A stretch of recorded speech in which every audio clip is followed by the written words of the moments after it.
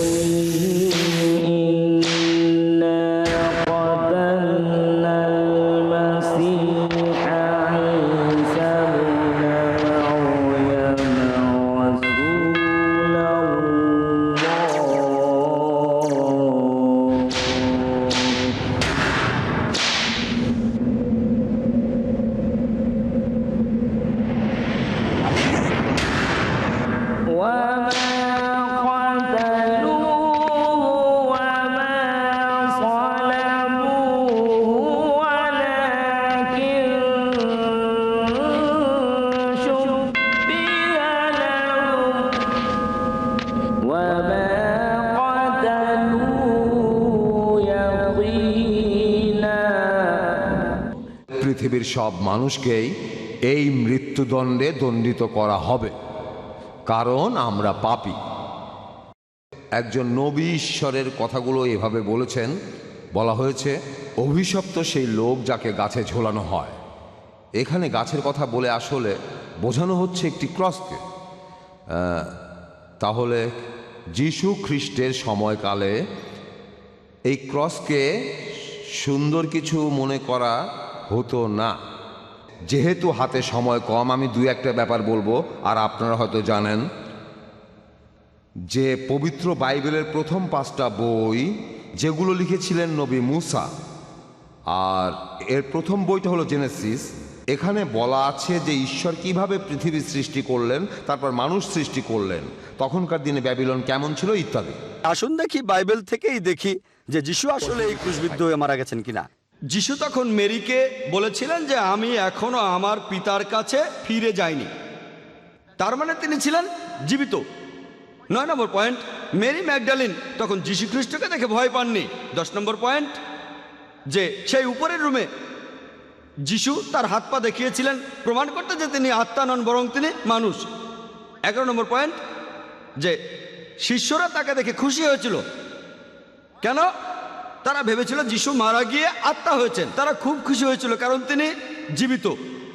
12 নম্বর point, যিশু সেখানে এক টুকরো সেদ্ধ মাছ আর মধু খেলেন, প্রমাণ করতে যে তিনি জীবিত। তার শিষ্যরা শুনেছিল মেরি ম্যাগডালিনের কাছে যে তিনি জীবিত। 14 নম্বর পয়েন্ট, ইউনুসের নিদর্শন। যেভাবে ইউনুস নবী 3 দিন 3 রাত তিমির পেটে ছিলেন, সেই একইভাবে ঈশ্বরের পুত্র 3 দিন 3 রাত এই পৃথিবীর বুকে থাকবেন, জীবিত জীবিত জীবিত। যিশু জীবিত ছিলেন, ক্রুসিফিকশন হয়নি, পুনরুত্থানও হয়নি।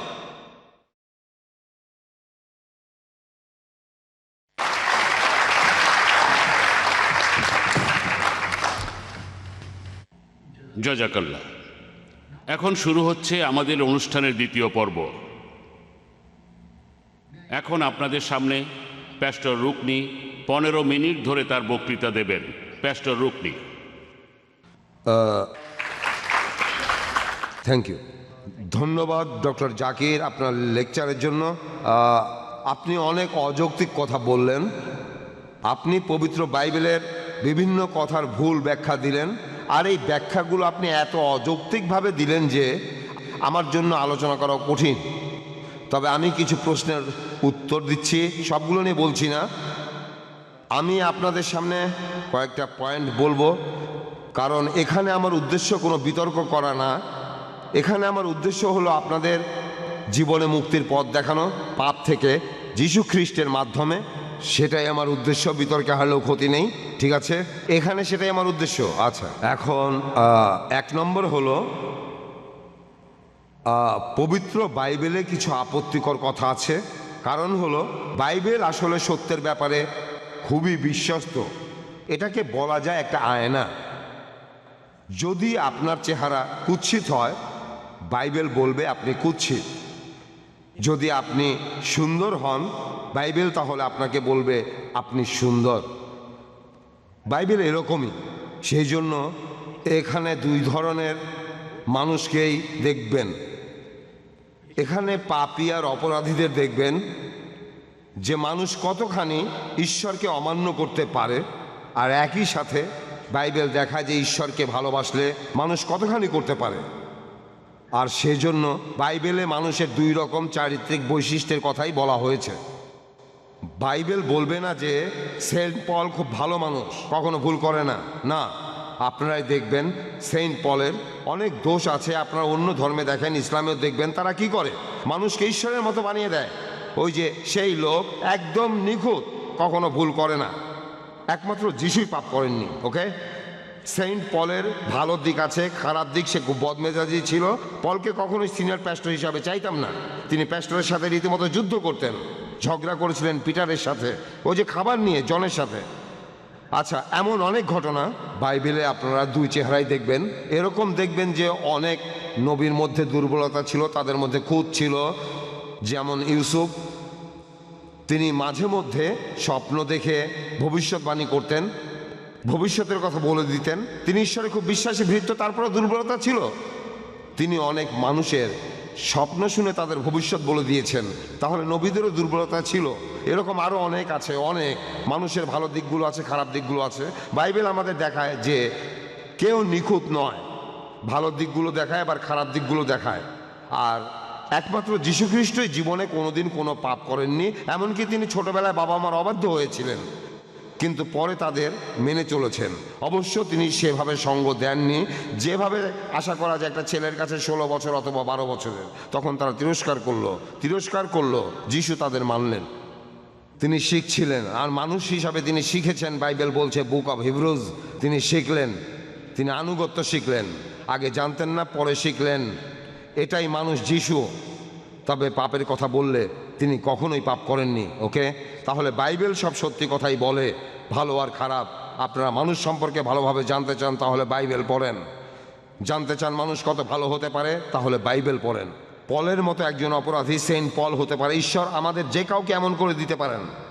আর এটাও দেখবেন যে একজন সাধারণ অশিক্ষিত জেলে পুরো পৃথিবীর একজন নেতা হতে পারে।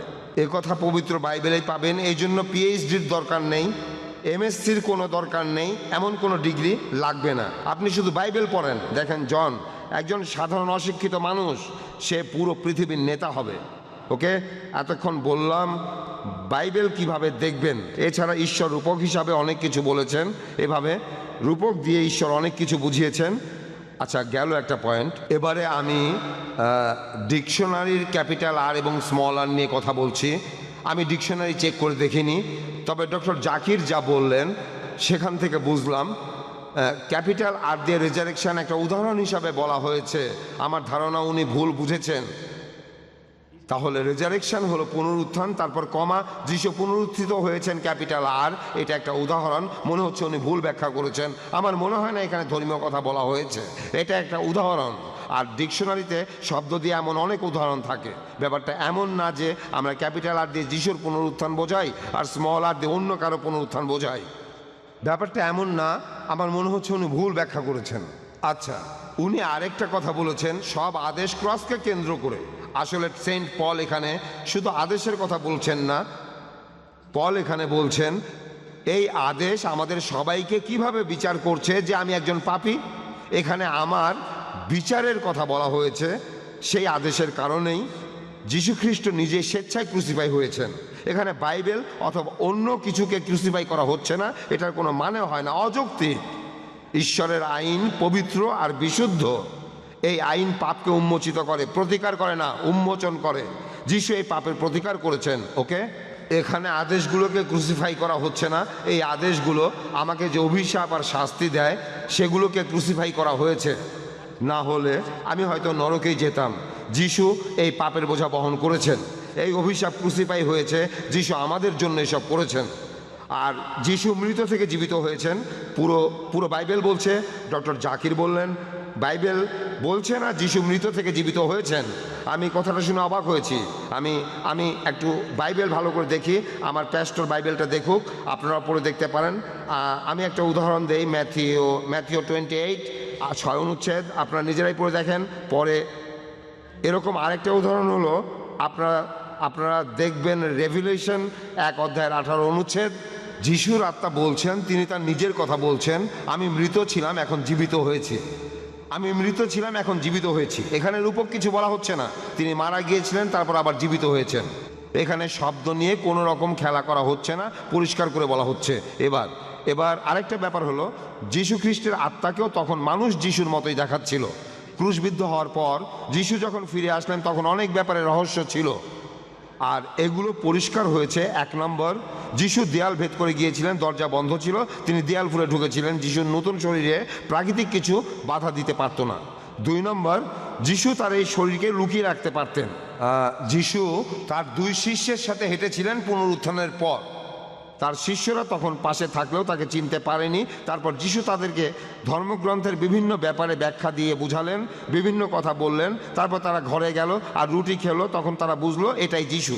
শুধু মেরি ম্যাগডালিন তাকে চেনেনি এমনটা নয়, অন্যরাও তাকে তখন চিনতে পারেনি। যিশু যখন নিজের পরিচয় দিলেন তখন তারা তাকে চিনতে পারলো। এতে মনে হয় যে যিশুর সেই শরীরে কিছু বিশেষত্ব ছিল, তিনি তার আকার বদলাতে পারতেন। আর যীশু খ্রিস্ট তার হাত দেখেছিলেন কেন? তিনি তার হাতে কিছু একটা দেখাতে চেয়েছিলেন।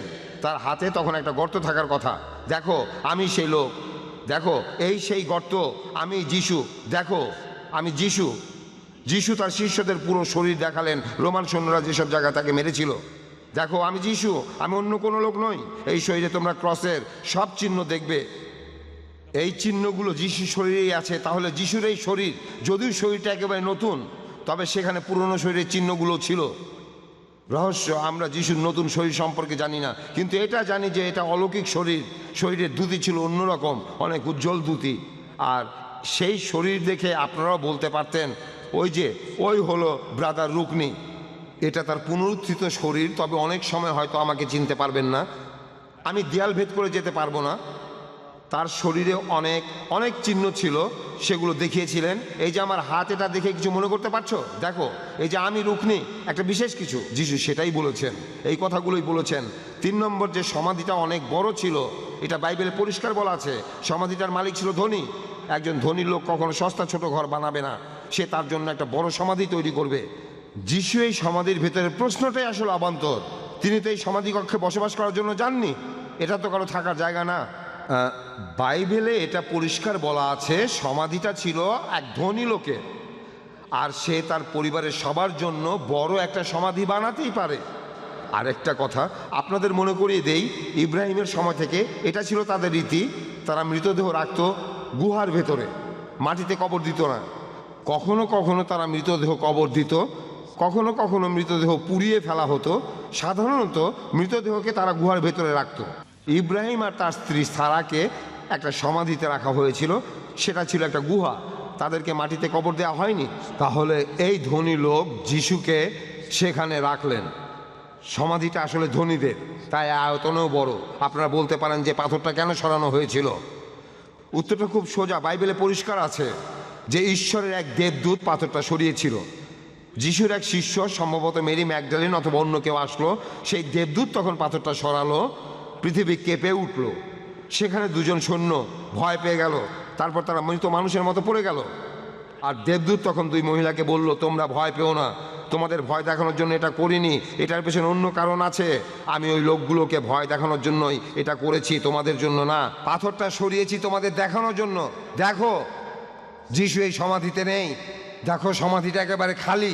এটাই আসল কারণ, সমাধিটা খালি ছিল। এই জন্যই দেবদূত সেই পাথরটা সরিয়েছিলেন আর তাদের জানিয়েছেন যিশুর শরীর সেই সমাধিতে নেই। যিশু সেই সমাধিতে নেই। সেই কাপড়টা পরারও কোনো প্রয়োজন নেই। এখনকার দিনে মৃতদেহকে সাদা কাপড় দিয়ে ঢেকে দেওয়া হয়, তখনকার দিনে কি করা হতো আমি জানি না। সেই কাপড়টাও তারপর একপাশে সরিয়ে রাখলেন, ভাঁজ করে রাখলেন, কাপড়টা খুলে ভাঁজ করে রাখলেন। এতক্ষণ বললাম সমাধিটা কত বড় ছিল। ওকে, পরের পয়েন্টটা হলো ইউনুস নবীর অলৌকিক ঘটনা নিয়ে যিশু বলেছেন যেভাবে ইউনুস নবী সেই তিমি মাছের পেটের ভেতরে ছিলেন, তারপর আরও অনেক কিছু। যিশু এমনটা বলেননি আমি সেইভাবে তিমির পেটের ভেতরে যাব। যিশু বলেননি যে তিনি যাবেন কোনো তিমির পেটে আর তিমিটা আমাকে নিয়ে 3 দিন সাগরে ঘুরবে। যিশু এমন কথা বলেননি। তিনি বলেছেন ইউনুসের মতো একইভাবে, এখানে উদাহরণ দিয়েছেন ইউনুসের মতো আমিও সেভাবে 3 দিন থাকবো পৃথিবীর বুকের ভেতরে। যদি এর শব্দগত অর্থ ধরেন যে যিশু কি তিমির পেটে গিয়েছিলেন? না, যাননি। তিনি ছিলেন একটা সমাধিতে, আর সেই জায়গাটা ছিল একটা সমাধি ক্ষেত্র, কবরস্থান। রূপক হিসাবে বলা হয়েছে ইউনুস নবী যেভাবে 3 দিন তিমির পেটের ভেতরে ছিলেন, একইভাবে আমিও একটা সমাধিতে থাকবো 3 দিন ধরে। এছাড়াও পবিত্র বাইবেলে বলা আছে তিনি 3য় দিনে উত্থিত হয়েছেন।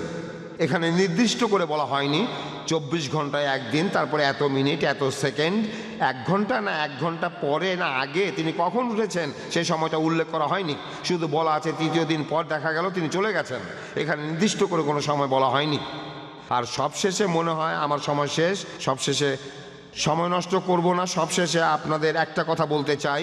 আপনাদের শুধু একটা কথা বলবো, পবিত্র বাইবেলে বলা হয়েছে যীশু খ্রিস্ট যে মৃত অবস্থা থেকে আবার জীবিত হয়েছিলেন, অর্থাৎ ক্রুসিফাই হওয়ার পরে তার পুনরুত্থান, এই ব্যাপারটা এটা সব মানুষের জন্য না, শুধুমাত্র বিশ্বাসীদের জন্য, শুধু 500 অনুসারীর জন্য। 12 জন আর 120 সব মিলে আনুমানিক 500 জন দেখেছিল। পুরো ইহুদি জাতি তারা এটা অবিশ্বাস করেছিল, বিশ্বস্ত ছিল না, ঈশ্বরের উদ্দেশ্যটা বুঝতে পারেনি। সেই জন্য তারা যীশু খ্রিস্টকে মৃত থেকে পুনরুত্থিত হতে দেখেনি, তারা যিশুকে জীবিত অবস্থায় দেখেনি তার মৃত্যুর পরে। তাই আপনাদের বলি, অবিশ্বাসীদের পথ ধরে হাঁটলে আপনারা কিছুই দেখতে পাবেন না, কারণ ঈশ্বরই আপনার কাছে এগুলো প্রকাশ করবেন। যদি আপনি ঈশ্বরকে বিশ্বাস করেন, সরল মনে বিশ্বাস করলে আপনি সব দেখবেন। স্থির বিশ্বাস, যিশু আসলে ঈশ্বরের একটি উপহার, তাহলেই আমরা সব বুঝতে পারবো। যদি আপনারা এমনটা করেন যে এই কমাটা একটু ডান দিকে সরাই, ওই কমাটা বাম দিকে সরাই, তারপর দেখবো যে এই কথাগুলো অন্যরকম হয়ে যাচ্ছে, এমনটা করবেন না। আজকে যিশুকে গ্রহণ করুন, মনকে নরম করুন, আপনারা তাহলে পাপ থেকে মুক্তি পাবেন। মৃত্যু থেকে পুনরুত্থান সেটা অন্য সময় হবে। ধন্যবাদ।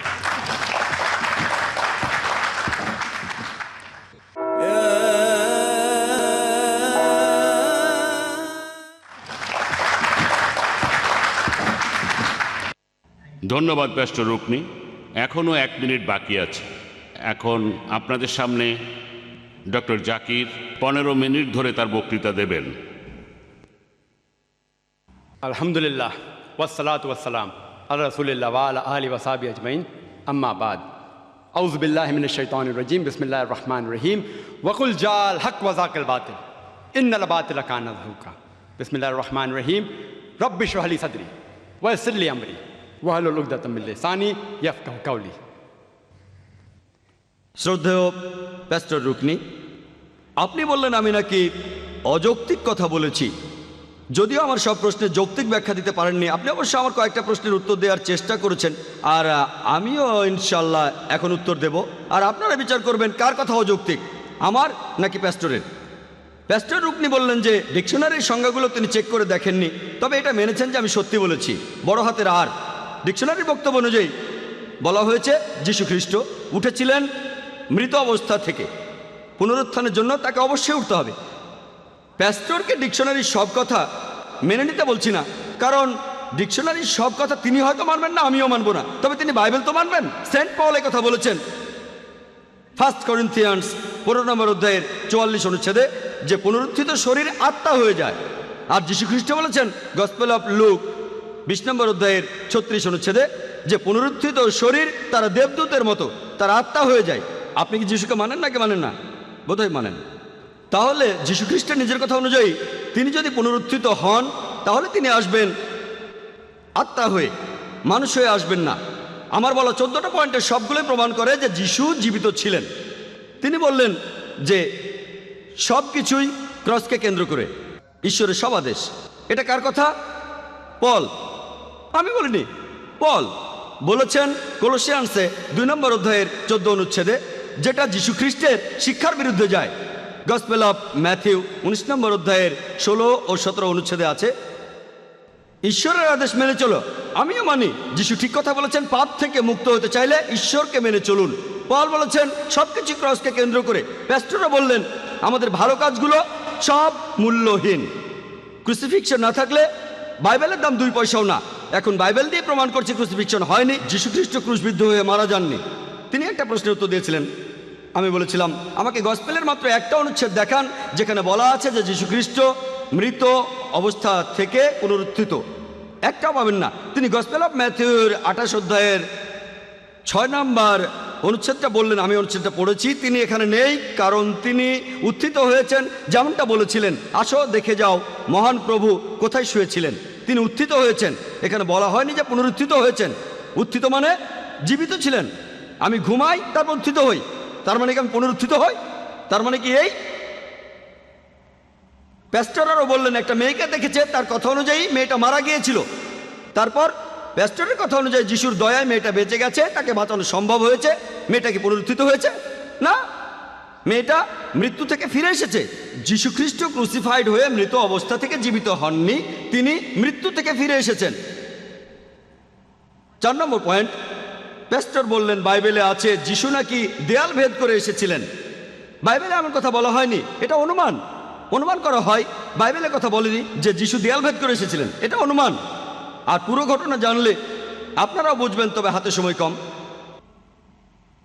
যীশু খ্রিস্ট হাত পা দেখিয়েছিলেন কি জন্য? গর্তগুলো দেখানোর জন্য। এটা কে বলেছেন? প্যাস্টর, বাইবেল বলেনি। গসপেল অফ লুক 24 নম্বর অধ্যায়ের 37 অনুচ্ছেদে আছে যে তোমরা আমার হাত পা দেখো। এটা তো আমি নিজেই। তোমরা আমার হাত পা দেখো, এটা তো আমি নিজেই। কারণ আত্মার রক্ত মাংসে শরীর থাকে না। তিনি তার হাত পায়ের ক্ষতগুলো দেখাননি, এ কথা তিনি বলেননি। যিশুর শিষ্য থমাস দেখতে চেয়েছিলেন সেটা। সেই উপরের ঘরে যিশু বলেছিলেন আমি কোনো আত্মা নই। কি প্রমাণ হয়? তিনি পুনরুত্থিত হননি। 6 নম্বর পয়েন্ট, তিনি বললেন সমাধিটা বড় ছিল কারণ এটার মালিক ছিল ধনী। এই কথাটা আমি আগে বলেছি। সমাধিটার মালিক ছিল খুব ধনী আর প্রভাবশালী। আরামাথিয়াস জোসেফ, সেটা আমিও বলেছি। 7 নম্বর পয়েন্ট, পাথরটা কেন সরানো হয়েছিল? প্যাস্টর উত্তরে বলেন দেবদূতরা পাথরটা সরিয়েছিল। আমি এ কথা বলিনি। কে পাথরটা সরিয়েছে? প্রশ্ন ছিল কেন সরানো হয়েছে? প্যাস্টর বললেন লোকজনকে বোঝানোর জন্য যে যিশু মারা যাননি। তর্কের খাতিরে আমি মেনে নিলাম লোকজনকে বোঝানোর জন্য পাথরটা সরানো হয়েছিল। যিশুর দেহকে জড়িয়ে রাখা কাপড়টা খোলার প্রয়োজন হলো কেন? দুটো প্রশ্ন একসাথে, পাথর সরানো আর কাপড় খুলে ফেলা। কাপড়টা খুলে রাখা হয়েছিল। একথা বলা আছে গসপেল অফ জন 20 নম্বর অধ্যায়ে যে কাপড়টা খুলে রাখা হয়েছিল। গসপেল অফ মার্কের 16 অধ্যায় আছে। এগুলোর কোনো উত্তর নেই। একমাত্র উত্তর হলো যীশু খ্রিস্ট আসলে তখন জীবিত ছিলেন, আর যেহেতু জীবিত ছিলেন তাই কাপড়টা খুলতে হয়েছিল, আর পাথরটাও সরিয়েছিলেন। প্যাস্টর বললেন যিশু বলেননি যে তিনি তিমির পেটে যাবেন। আমি কখন বলেছি যিশু তিমির পেটে যাবেন? কথাটা পরিষ্কার। যীশু খ্রিস্ট এখানে বলেছিলেন গসপেল অফ ম্যাথিউ 12 নম্বর অধ্যায়ের 38 থেকে 40 অনুচ্ছেদে আছে যে ইউনুস নবী যেভাবে 3 দিন 3 রাত তিমির পেটে ছিলেন, সেই একইভাবে ঈশ্বরের পুত্র 3 দিন 3 রাত পৃথিবীর বুকের ভেতর থাকবেন। যীশু খ্রিস্ট এই কথা কখনোই বলেননি যে তিনি 3 দিন 3 রাত তিমির পেটের ভেতর থাকবেন। আমার ধারণা আপনি যীশু খ্রিস্টের পরিষ্কার করে বলা কথাটা বুঝতে পারেননি। যেভাবে ইউনুস 3 দিন 3 রাত তিমির পেটে ছিলেন, সেই একইভাবে মানুষের পুত্র 3 দিন 3 রাত পৃথিবীর বুকের ভেতর থাকবেন। যিশু তিমির পেটে, এ কথাটা আসছে কোত্থেকে? এটা পানির মতো পরিষ্কার। ইউনুস যেভাবে তিমির পেটে ছিলেন, সেই একইভাবে ঈশ্বর পুত্র পৃথিবীর বুকের ভেতর থাকবেন। ইউনুস ছিলেন জীবিত। তাহলে যীশু খ্রিস্ট যদি এই ভবিষ্যৎবাণীটা পূরণ করতে চান তাহলে তিনিও থাকবেন জীবিত। কিন্তু খ্রিস্টানরা বলে তিনি ছিলেন মৃত। ভবিষ্যৎবাণীটা পূরণ করতে গেলে তাকে জীবিত থাকতে হবে। প্যাস্টর বললেন সময়ের কথা, আর আমিও একমত। গসপেল বলছে 3য় দিনে তিনি উত্থিত হয়েছেন, তাই সময়ের দিক থেকে ভবিষ্যৎবাণীটা পূরণ হয়েছে। এছাড়াও খ্রিস্টান মিশনারিরা তারাও এই কথা বলেন। তারা বলেন তাই তো, প্যাস্টরও বললেন একদিন মানে 24 ঘন্টা না। আমি তর্কের খাতিরে এটা মেনে নিলাম। এক মিশনারি আমাকে বলেছিল, ধরেন আপনি নিউ ইয়র্কে গেলেন, দুপুর 2টোয় সেখানে পৌঁছলেন। আর পরের দিন নিউ ইয়র্ক ছেড়ে গেলেন খুব সকালবেলায়। কেউ যদি আমাকে জিজ্ঞেস করে আপনি নিউ ইয়র্কে কয়দিন ছিলেন, আমি বলবো 2 দিন ছিলাম। টেকনিক্যালি কথাটা ভুল, তবে বোঝার সুবিধার জন্য আমি মেনে নিলাম, কোনো সমস্যা নেই। আপনি 24 ঘন্টাও থাকলেন না, তারপরও 2 দিন, আচ্ছা ঠিক আছে, তর্কের খাতিরে মানলাম। আর বাইবেল বলছে, প্যাস্টরও বললেন, আমিও একমত, যে যীশুখ্রিস্ট তিনি উত্থিত হয়েছিলেন 3য় দিনে। একটা দিনের অংশ, সেটাকেও ধরা হচ্ছে একটা পুরো দিন। তাই প্যাস্টরের কথাটা মানলাম, তত খুঁটিয়ে দেখলাম না যে কখন তাকে সমাধিতে রাখা হলো। শুক্রবার সন্ধ্যার পরে, ধরেন আপনি বললেন সন্ধ্যার আগে, সেটাও মানলাম, তর্কের খাতিরে মানলাম। যদি বলেন বিকেলে, সেটাও মানলাম। যদি তিনি বলেন যে যিশু রবিবার সকালে সমাধি ছেড়ে যাননি, তিনি গেছেন বিকেলে, সেটাও মানলাম। তাহলে যীশুখ্রিস্ট সেই সমাধিতে ছিলেন। দিনের একটা অংশকেও পুরো দিন ধরছি। প্রথম দিনটা শুক্রবার, একদিন, শুক্রবার রাত, শনিবার দিন, শনিবার রাত, রবিবার সকাল। এর পরেও যদি সময় বাড়ান আগে আর পরে, তারপরও পাবেন 3 রাত আর 2 দিন। ইউনুসের নিদর্শন এমনটা বলছে না যে ইউনুস যেভাবে 3 দিন ছিলেন তিমি মাছের পেটে, সে একইভাবেই মানুষের পুত্র থাকবেন পৃথিবীর বুকের ভেতরে। বলা আছে ইউনুস যেভাবে ছিলেন 3 দিন এবং 3 রাত, সেই একইভাবে ঈশ্বর পুত্র থাকবেন 3 দিন এবং 3 রাত পৃথিবীর বুকের ভেতর। এখানে কি পেলেন? 3 দিন আর 2 রাত। 3 দিন 3 রাত কোনোভাবেই হচ্ছে না, যত জিমন্যাস্টিক্সই করেন। এমনকি যদি আইনস্টাইনকেও নিয়ে আসেন, বাইবেল থেকে প্রমাণ করতে পারবে না এটা 3 দিন 3 রাত, কখনো না। আর যদি কোনো মিশনারি বলেন তিনি নিউ ইয়র্কে গেলেন একদিন দুপুর 2টোয়, পরের দিন সকালে চলে আসলেন, এটা 2 দিন মেনে নিলাম। কিন্তু যদি বলেন আমি নিউ ইয়র্কে 2 দিন আর 2 রাত ছিলাম, আমি বলবো তিনি মিথ্যাবাদী, বড়সড় মিথ্যাবাদী। এটা বলতে পারেন 2 দিন, আমিও মানলাম যে একটা দিনের অংশই পুরো দিন, তর্কের খাতিরে মানলাম। কিন্তু 2 দিন আর 2 রাত বলতে পারবেন না। যদি বলেন মিথ্যে বলছেন। প্যাস্টর বললেন, শেষ পয়েন্টে তিনি বললেন যীশুখ্রিস্টকে কেউ নাকি জীবিত অবস্থায় দেখেনি। এটা আগেই প্রমাণ করেছি, আমি 14টা পয়েন্টের কথা বলেছি, তিনি কয়েকটার উত্তর দিয়েছেন। সেই যুক্তিগুলো আবার খণ্ডন করেছি। যুক্তি বলে যীশুখ্রিস্ট তখন ছিলেন জীবিত। তার মানে সেন্ট পলের কথা অনুযায়ী, যীশুখ্রিস্টের নিজের কথা অনুযায়ী, অক্সফোর্ড ডিকশনারি অনুযায়ী, ওয়েবস্টার ডিকশনারি অনুযায়ী তিনি ক্রুসিফাইড হননি এবং পুনরুত্থিত হননি। আর যদি ক্রুসিফাইড না হন, ক্রুসিফিকশন নেই, খ্রিস্টান ধর্মও নেই। আর প্যাস্টর তার লেকচারে বললেন, এই কথাটা তিনি বেশ ভালোভাবে ব্যাখ্যা করেছেন। সেটা হলো মানুষের আদি পাপ, যে মানুষ জাতির প্রত্যেকেই, চার্চা এমন শিক্ষা দেয় যে সব মানুষই পাপের মধ্যে জন্মায়, প্রত্যেকটা শিশু এই পাপ নিয়ে জন্মায়। উনি যে আদি পাপের কথা বললেন আর যেটা বলেছেন, ঠিকই বলেছেন, তবে তার সিদ্ধান্ত সেটা যৌক্তিক না। তিনি বললেন যে আদম আর হাওয়া আলাইহিসসালাম আল্লাহকে অমান্য করেছিলেন আর তারা একটা নিষিদ্ধ গাছ থেকে ফল খেয়েছিলেন, সেজন্য আল্লাহ তাআলা তাদের শাস্তি দিলেন। আর তিনি বললেন বেহেশত থেকে বের হয়ে যাও। এটা যথেষ্ট না। এছাড়াও বলা আছে, উনি রেফারেন্সটা বলেননি, যে জেনেসিস 3:16 অনুচ্ছেদ বলছে যে পুরুষরা তোমরা কষ্ট করে উপার্জন করবে, আর নারী তোমরা তোমাদের স্বামীর অধীনে থাকবে আর প্রসব যন্ত্রণা পাবে। গর্ভধারণ অভিশাপ, বাইবেল তেমনই বলছে। যাই হোক, খ্রিস্টানরা বলে যে প্রত্যেক শিশু পাপের ভিতরে জন্মায় আদমের সময় থেকে, একদম সেই সময় থেকে পৃথিবীর শেষ শিশুটি জন্মানো পর্যন্ত সবাই পাপের ভিতরে। আমি একটা প্রশ্ন করি, যখন আদম সেই নিষিদ্ধ ফল খেয়েছিলেন, আমাকে জিজ্ঞেস করেছিলেন? খাওয়ার আগে জিজ্ঞেস করেছিলেন? না। হয়তো প্যাস্টরকে জিজ্ঞেস করেছিলেন, আমাকে করেননি। যদি আমাকে জিজ্ঞেস না করে থাকেন, তাহলে আমি কেন তাই থাকবো? কেন? অযৌক্তিক। ঈশ্বরকে অযৌক্তিক না। খ্রিস্টানরা পাপের প্রায়শ্চিত্তের কথা বলে যে ঈশ্বর তার একমাত্র প্রিয় পুত্রকে পাঠিয়েছিলেন প্রায়শ্চিত্ত করতে, যাতে সে নিজের জীবনে উৎসর্গ করতে পারে। আসুন দেখি পবিত্র বাইবেলের ব্যাপারে কি বলে। তারা পাপের প্রায়শ্চিত্ত সম্পর্কে বলেন যে যীশুখ্রিস্ট জীবন দিয়েছেন মানুষ জাতির পাপের জন্য। এই কথাটা প্যাস্টর বলেছেন, আর খ্রিস্টান মিশনারিরাও বলে বাইবেল বলছে যে পাপ করবে সে মারা যাবে। এই কথাটা 2 বার আছে ওল্ড টেস্টামেন্টে, ইজেকিল 18:20 অনুচ্ছেদ, ইজেকিল 18:4 অনুচ্ছেদ, যে পাপ করবে সে মারা যাবে। তবে যদি ইজেকিলের 20 অনুচ্ছেদটা পড়েন, সেখানেই অনুচ্ছেদটা শেষ হয়নি, এটা হলো অনুচ্ছেদটা শুরু। পুরো অনুচ্ছেদটা বলছে, খ্রিস্টান মিশনারিরা বলেন যে পাপ করবে সে মারা যাবে, সেজন্য প্রত্যেক মানুষ পাপের ভিতর জন্মায়, সেজন্য আমরা ক্রুসিফিক্সনে বিশ্বাস করব পাপ মুক্তির জন্য। পুরো অনুচ্ছেদটা বলছে ইজেকিল 18 অধ্যায় 20 অনুচ্ছেদ, যে পাপ করবে সে মারা যাবে, তবে পুত্র পিতার পাপের বোঝা বইবে না, আর পিতা পুত্রের পাপের বোঝা বইবে না। ভালো লোকের ভালো কাজ তার সাথেই থাকবে, খারাপ লোকের খারাপ কাজও তার সাথে থাকবে। এর পরের অনুচ্ছেদটা বলছে ইজেকিল 18 অধ্যায় 21 অনুচ্ছেদ, এখানে বলা হয়েছে কিন্তু যদি সেই ব্যক্তি পাপ থেকে সরে আসে আর তারপর থেকে সব ভালো কাজ করে, সে বেঁচে থাকবে, সে মারা যাবে না। এটা কে বলেছে? বাইবেল, ওল্ড টেস্টামেন্ট, ইজেকিল 18 অধ্যায় 20 থেকে 21 অনুচ্ছেদ, সে মারা যাবে না। যদি ভালো কাজ করেন আপনি মারা যাবেন না।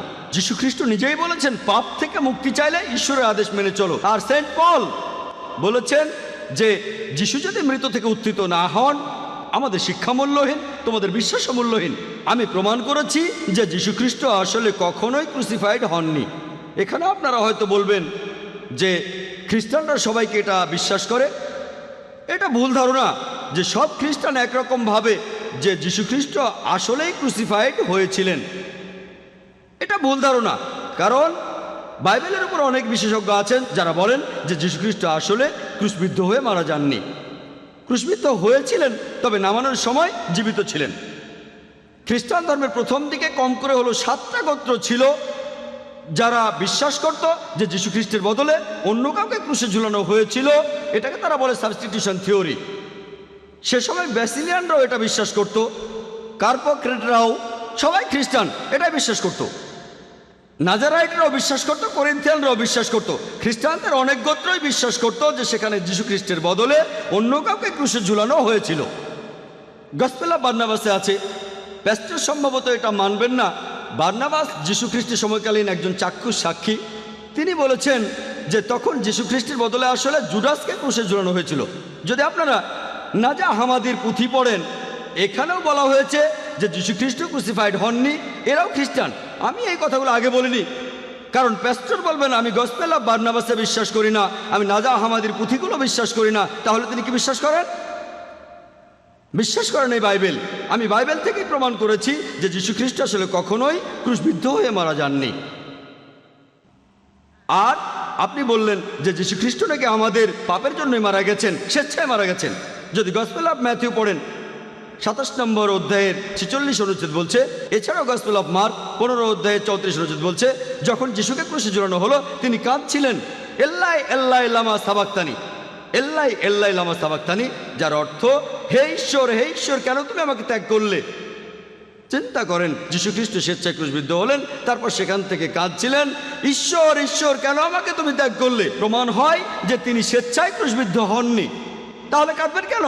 আপনি যে বাইবেলই দেখেন, হোক ইংলিশ বাইবেল অথবা হিব্রু বাইবেল, অথবা হোক সেটা মারাঠি বাইবেল অথবা উর্দু বাইবেল, হিব্রু উদ্ধৃতিটা সব বাইবেলে আছে এল্লাই এল্লাই লামা সাবাক্তানি। আর অনুবাদটা পড়ে ঈশ্বর কেন তুমি আমাকে ত্যাগ করলে। এতে প্রমাণ হয় যে যীশু খ্রিস্ট স্বেচ্ছায় ক্রুশবিদ্ধ হননি। এবারে আমার লেকচার শেষ করার আগে বলবো যে যীশু খ্রিস্ট আসলে ক্রুসিফাইড হননি, এটা ছিল crucifixion.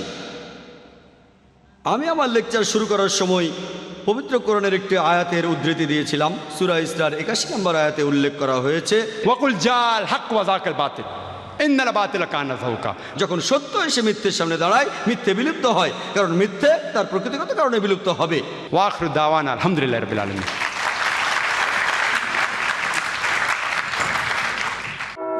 Peace TV Network, the solution for humanity.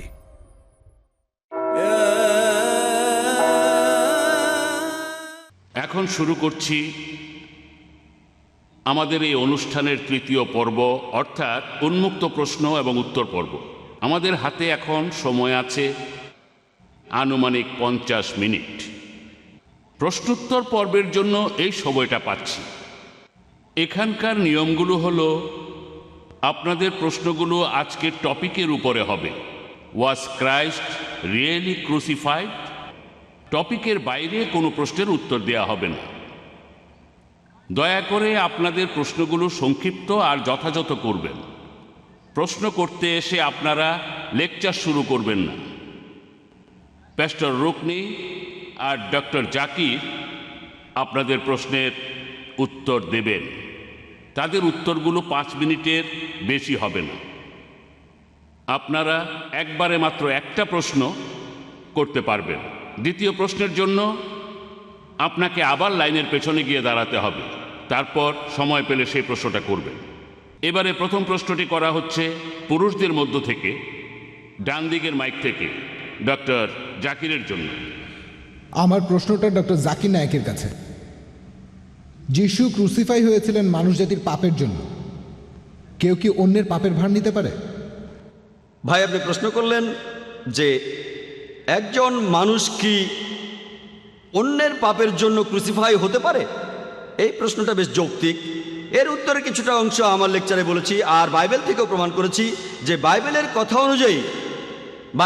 অনুযায়ী বুক অফ ইজেকিল 18 অধ্যায়ের 20 ও 21 অনুচ্ছেদ বলছে যে যে পাপ করবে সে মারা যাবে, কিন্তু যদি সে পাপ থেকে সরে আসে এবং ভালো কাজ করে সে মারা যাবে না। আর পুত্র পিতার পাপের বোঝা বইবে না, পিতাও পুত্রের পাপের বোঝা বইবে না। আমার বাবার অপরাধে আমি অপরাধী হব না, আর আমার অপরাধে আমার বাবা অপরাধী হবে না।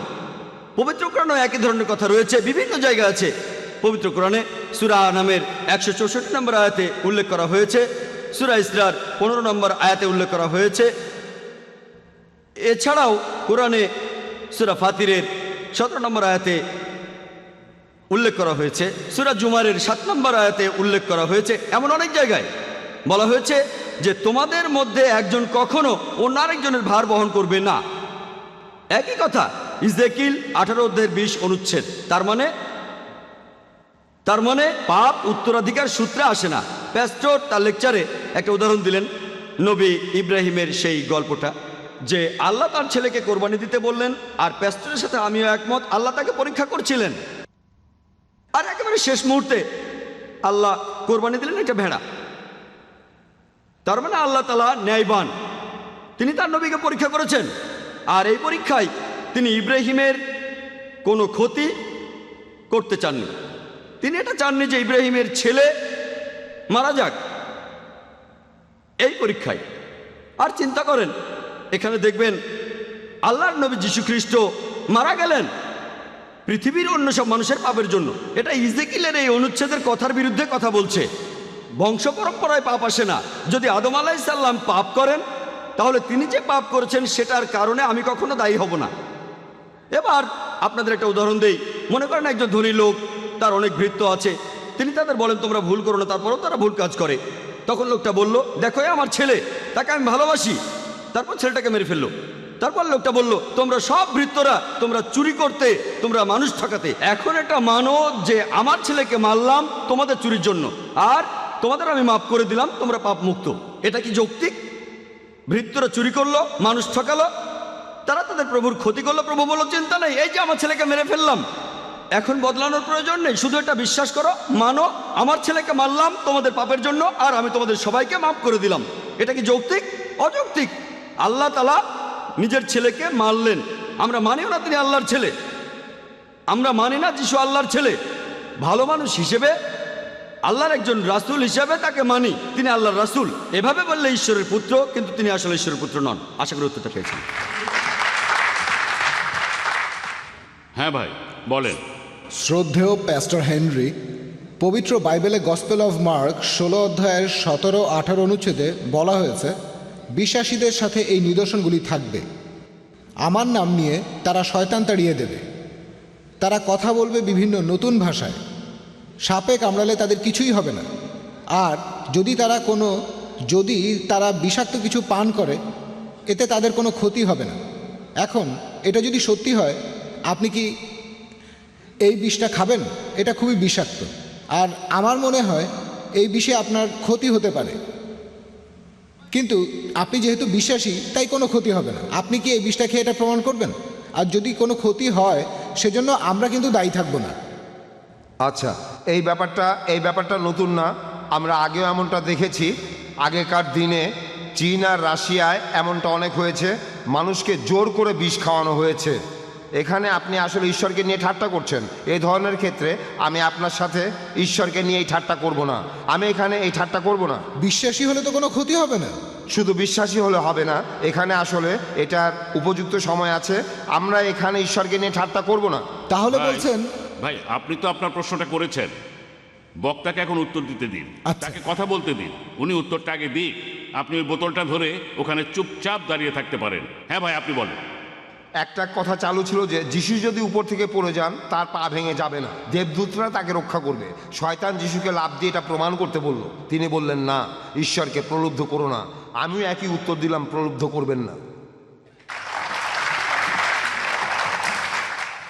এবারের প্রশ্ন মহিলাদের মধ্য থেকে ডক্টর জাকিরের কাছে কেউ আছেন?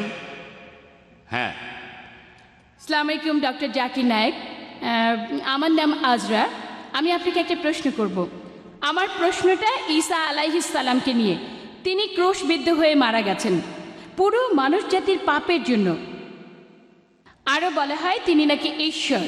ইসলাম আর খ্রিস্টান ধর্ম ঈসা আলাইহিস সালাম বা যীশু খ্রিস্টকে কিভাবে দেখে? বোন, আপনি খুব সুন্দর প্রশ্ন করেছেন। তবে তার আগে প্যাস্টরকে কিছু কথা বলতে চাই। আমি তাকে অভিনন্দন জানাই। তিনি তার লেকচারে বললেন যে যীশুখ্রিস্ট অনেক অলৌকিক কাজ করেছেন, তার বিশ্বাসও বেড়েছে। তিনি যখন বোম্বেতে এসেছিলেন তখন তার স্পন্ডিলাইটিস হয়েছিল, আর ডাক্তার হিসেবে আমি জানি এটা খুব জটিল অসুখ। তিনি বললেন যীশুখ্রিস্ট তাকে সুস্থ করেছেন, তারপরে তার বিশ্বাস বেড়েছে।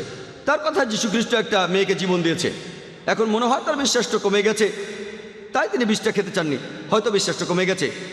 যদি বিশ্বাস থাকতো তাহলে বিষটা খেতেন। তার বিশ্বাসটা কমে গেছে, এজন্য তাকে অভিনন্দন। তিনি মূল বিশ্বাসে ফিরে যাচ্ছেন, অর্থাৎ ইসলাম। আর যীশুখ্রিস্ট নিজের মুখেই বলেছেন, গসপেল অফ ম্যাথিউ 24 অধ্যায়ের 24 অনুচ্ছেদে বলেছেন, তোমাদের মাঝে অনেক নকল খ্রিস্ট, নকল নবী আসবে, তারা অলৌকিক অনেক কিছুই দেখাবে। আর যদি সম্ভব হতো আসল নবীদেরও প্রতারিত করত। অলৌকিক কাজ মানে এমন না যে সেই লোক আল্লাহ তাআলার প্রেরিত, সেই লোক আল্লাহর নবী, সেই লোক আল্লাহকে বিশ্বাস করে। যীশুখ্রিস্ট এই কথাই বলেছেন। বোন খুব সুন্দর প্রশ্ন করেছেন যে আল্লাহ যীশুখ্রিস্টকে পাঠিয়েছেন, এ ব্যাপারে ইসলাম আর খ্রিস্টান ধর্ম কি বলে। এখানেও একটা আয়াতে যথেষ্ট। সূরা মাইদার 72 নম্বর আয়াতে উল্লেখ করা হয়েছে, বলা হয়েছে, লাকাদ কাফারাল্লাযীনা ক্বালু ইন্নাল্লাহ হুয়াল মাসীহু ইবনু মারইয়াম। তারা কুফরি করে, ধর্মের অবমাননা করে, যারা বলে যে যীশুখ্রিস্ট মারিয়ামের পুত্র হচ্ছেন আল্লাহ সুবহানাহু ওয়া তাআলা।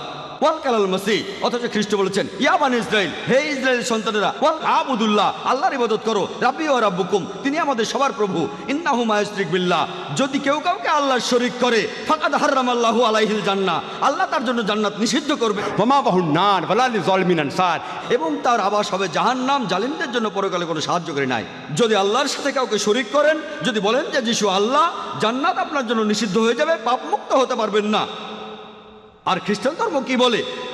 আমি আগেও বলেছি, গোটা বাইবেলে স্পষ্ট করে বলা আছে, এমন কোনো কথা কোথাও খুঁজে পাবেন না যেখানে যীশুখ্রিস্ট নিজের মুখে দাবি করেছেন যে আমি ঈশ্বর অথবা তোমরা আমার উপাসনা করো। আমি খ্রিস্টানদের সবাইকে চ্যালেঞ্জ করছি, প্যাস্টরকে বলছি, গোটা বাইবেলে এমন কথা দেখান যেখানে স্পষ্ট করে বলা আছে, যেখানে যীশুখ্রিস্ট নিজে বলেছেন যে আমি ঈশ্বর অথবা আমার উপাসনা করো। এমন কিছু কথা আছে যেগুলোতে এমন মনে হতে পারে, তবে প্রসঙ্গ জানলে পরিষ্কার হয়ে যাবে। আর যীশুখ্রিস্টই বলেছেন, এটা আছে গসপেল অফ জন 14 নম্বর অধ্যায়ের 28 অনুচ্ছেদে, আমার পিতা আমার চেয়ে বড়। গসপেল অফ জন 10 নম্বর অধ্যায়ের 29 অনুচ্ছেদে আছে, আমার পিতা সবার চাইতে বড়। গসপেল অফ ম্যাথিউ 12 নম্বর অধ্যায়ের 28 অনুচ্ছেদে আছে, আমি ঈশ্বরের আত্মার সাহায্যে শয়তানকে তাড়িয়ে দেই। গসপেল অফ লুক 11 নম্বর অধ্যায়ের 20 অনুচ্ছেদে আছে, আমি শয়তানকে তাড়িয়ে দেই ঈশ্বরের আঙুলের সাহায্যে। গসপেল অফ জন 5 নম্বর অধ্যায়ের 30 অনুচ্ছেদে আছে, আমি আমার নিজের থেকে কিছুই করতে পারি না, আমি এখান থেকে বিচার করি আর আমার বিচার সঠিক, কারণ আমি নিজের ইচ্ছা পূরণ করি না, আমার পিতার ইচ্ছা পূরণ করি। কেউ যদি বলে আমার ইচ্ছা নয় আল্লাহর ইচ্ছা, সে একজন মুসলিম। আর যীশুখ্রিস্ট আসলে একজন মুসলিম, আমার ইচ্ছা নয় আল্লাহর ইচ্ছা পূরণ করি। যিশু বলেছেন গসপেল অফ জন 14 অধ্যায়ের 24 অনুচ্ছেদে, যে কথাগুলো শুনছ সেগুলো আমার কথা নয়, বরং আমার পিতার যিনি আমাকে পাঠিয়েছেন। গসপেল অফ জন 17 অধ্যায় 3 অনুচ্ছেদে আছে, এই হলো চিরস্থায়ী জীবন, যাতে করে তোমরা ঈশ্বরকে বিশ্বাস করো আর যীশুখ্রিস্টকে যাকে আমি পাঠিয়েছি। বুক অফ অ্যাক্টসে আছে 2 নম্বর অধ্যায়ের 22 অনুচ্ছেদে, হে ইসরায়েলবাসী, নাজারেত শহরের যিশু যাকে মহান ঈশ্বর পাঠিয়েছেন তোমাদের মধ্য থেকে, তিনি অলৌকিক কাজ করবেন যেগুলো আসলে ঈশ্বরই করবেন, আর তোমরা সাক্ষী থাকবে। তাকে মহান ঈশ্বর পাঠাবেন তোমাদের মধ্য থেকে, তিনি অলৌকিক কাজ করবেন যেগুলো আসলে ঈশ্বরই করবেন। তাহলে যীশুখ্রিস্ট নিজেকে কখনো ঈশ্বর দাবি করেননি, তিনি ছিলেন আল্লাহ সুবহানাহু ওয়া তাআলার একজন প্রেরিত রাসূল। আশা করি উত্তরটা পেয়েছেন।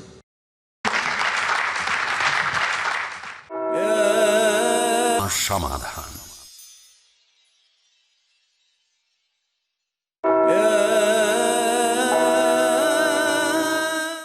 এবারের প্রশ্নটা করা হচ্ছে মহিলাদের মধ্য থেকে প্যাস্টর রুকনির জন্য। যদি যিশুর ক্রুসিফিকশন আর পুনরুত্থানে বিশ্বাস করলেই আমরা পাপ থেকে মুক্ত হতে পারি, আর যিশু যদি মানবজাতির পাপের জন্য মারা যান, তাহলে যিশু খ্রিস্টের আগে যারা ছিলেন তাদের পাপ মুক্তি কিভাবে হবে? এটা খুবই গুরুত্বপূর্ণ ব্যাপার, আর বাইবেলের অনেক জায়গায় এটার উল্লেখ আছে, সেখানে আপনার প্রশ্নের উত্তর পাবেন। ইতিহাসে ক্রসের ব্যাপারটা অনেক জায়গায় আছে।